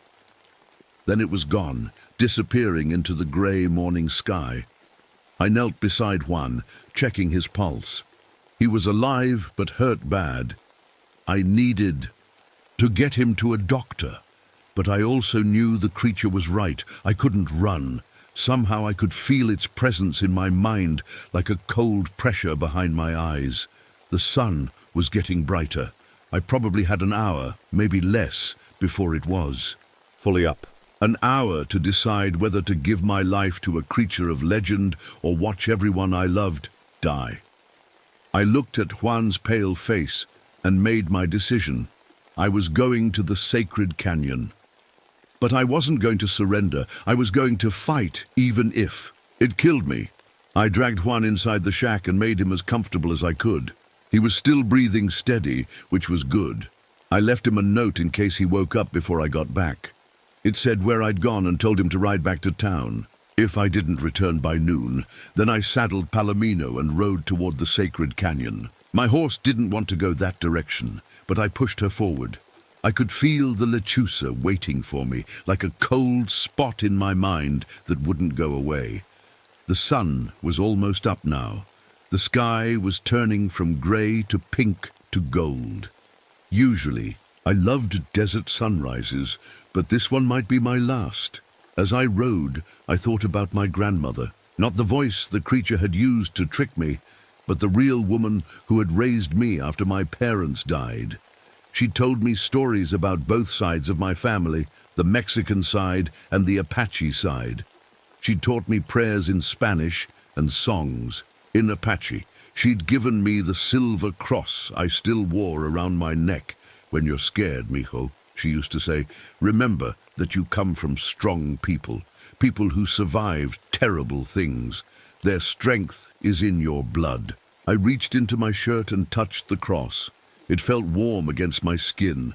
The canyon entrance was just ahead. I could see why the horses didn't like this place. It felt wrong somehow, like the air was too thick to breathe properly. The rocks looked normal, but there was something about the shadows between them that made my skin crawl.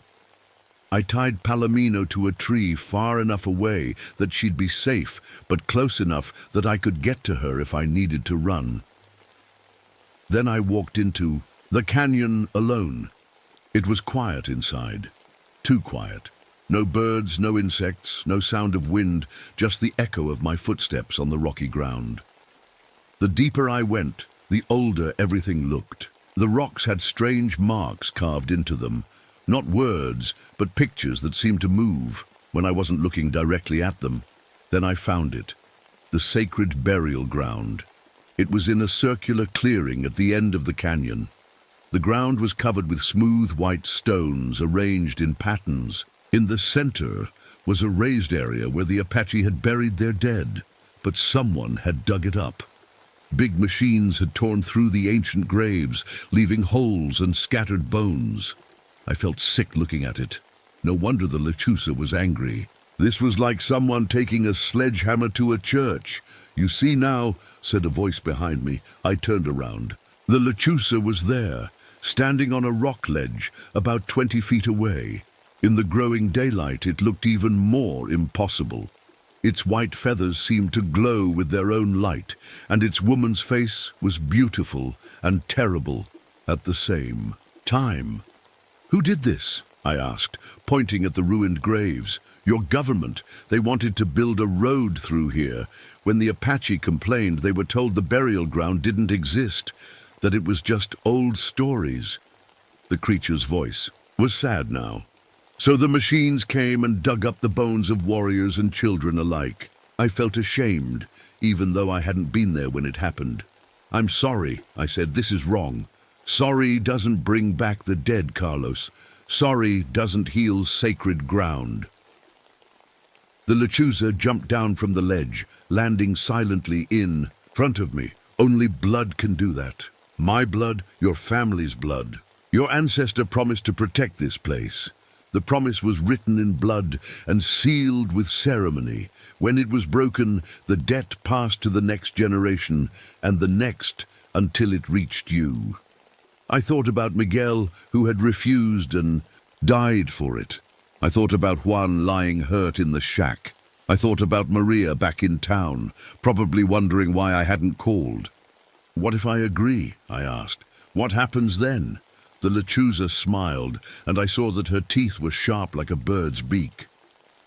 You become my guardian. You help me protect the sacred places from those who would harm them.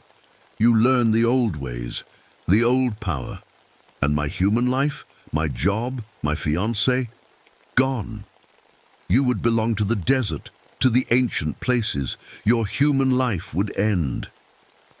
I looked around at the destroyed burial ground, at the scattered bones of people who had been buried, here with honor hundreds of years ago. Then I looked up at the rising sun, painting the canyon walls gold and red. Suddenly, I understood something my grandmother had tried to teach me long ago, about honoring both sides of my heritage, about finding strength in all parts of who I was. I have another idea, I said. The lechuza tilted her head. Oh? I reached into my pocket and pulled out the small bottle of holy water that my grandmother had given me years ago. She'd made me promise to always carry it. I also took off my silver cross. My Apache ancestors made a promise to protect this place, I said. But my Mexican ancestors taught me that some promises can be kept in different ways. The creature's eyes narrowed. What are you talking about? I opened the bottle of holy water and began to speak. But I didn't speak in English or Spanish. The words that came out of my mouth were in Apache, words I didn't even know I remembered. They were words about protection and respect, about honoring the dead and keeping the sacred places safe. As I spoke, I sprinkled the holy water on the ground. The lechuza hissed and stepped back. "What are you doing?" she demanded. "I'm keeping my family's promise," I said, but in my own way. I continued the Apache blessing, mixing it with a Spanish prayer my grandmother had taught me. The silver cross in my hand grew warm, then hot. The lechuza tried to move closer, but something was stopping her. "You can't trick me with your mixed blood magic," she snarled. "It's not a trick," I said. "It's who I am. Apache, Mexican, American, all of it. And all of it gives me the right to protect this place." I finished the blessing and held up the silver cross. It was glowing now with a soft white light. The lechuza shielded her eyes. "I promise you," I said in a loud, clear voice, "I will make sure this place is protected, not as your slave, but as a guardian who chooses to serve. The government will restore this burial ground. No more roads, no more machines. The dead will rest in peace." The lechuza stared at me for a long moment. Then, to my surprise, she smiled. Not the terrible smile from before, but something almost human. "You are cleverer than your brother," she said, "and braver than your ancestor. Very well, Carlos Mendoza. Keep your promise your way. But know this, I will be watching. If you fail, if this place is harmed again, I will come for you and all you love." She spread her massive wings. "And if you succeed, perhaps the old debts can finally be paid." The lechuza took to the air and flew in 3 circles around the canyon. With each circle, she got smaller and more distant. On the 3rd circle, she let out a cry that echoed off the walls like thunder. Then she was gone, disappearing into the bright morning sky. I stood there for a moment, holding my warm silver cross, breathing hard. The sun was fully up now, and the canyon didn't feel quite as cold and wrong as it had before. I walked back to Palomino and rode to the shack as fast as I could. Juan was awake when I got there, sitting up and holding his head. "Carlos?" he said, squinting at me in the sunlight. "What happened?" I remember something big hit me. Then everything went black. "You fell off your horse," I said. "Hit your head on a rock. Do you remember anything else?" Juan thought for a moment, then shook his head. "No, just I had the strangest dream about owls, giant owls." "Dreams can be weird after a head injury," I said. "We should get you to a doctor."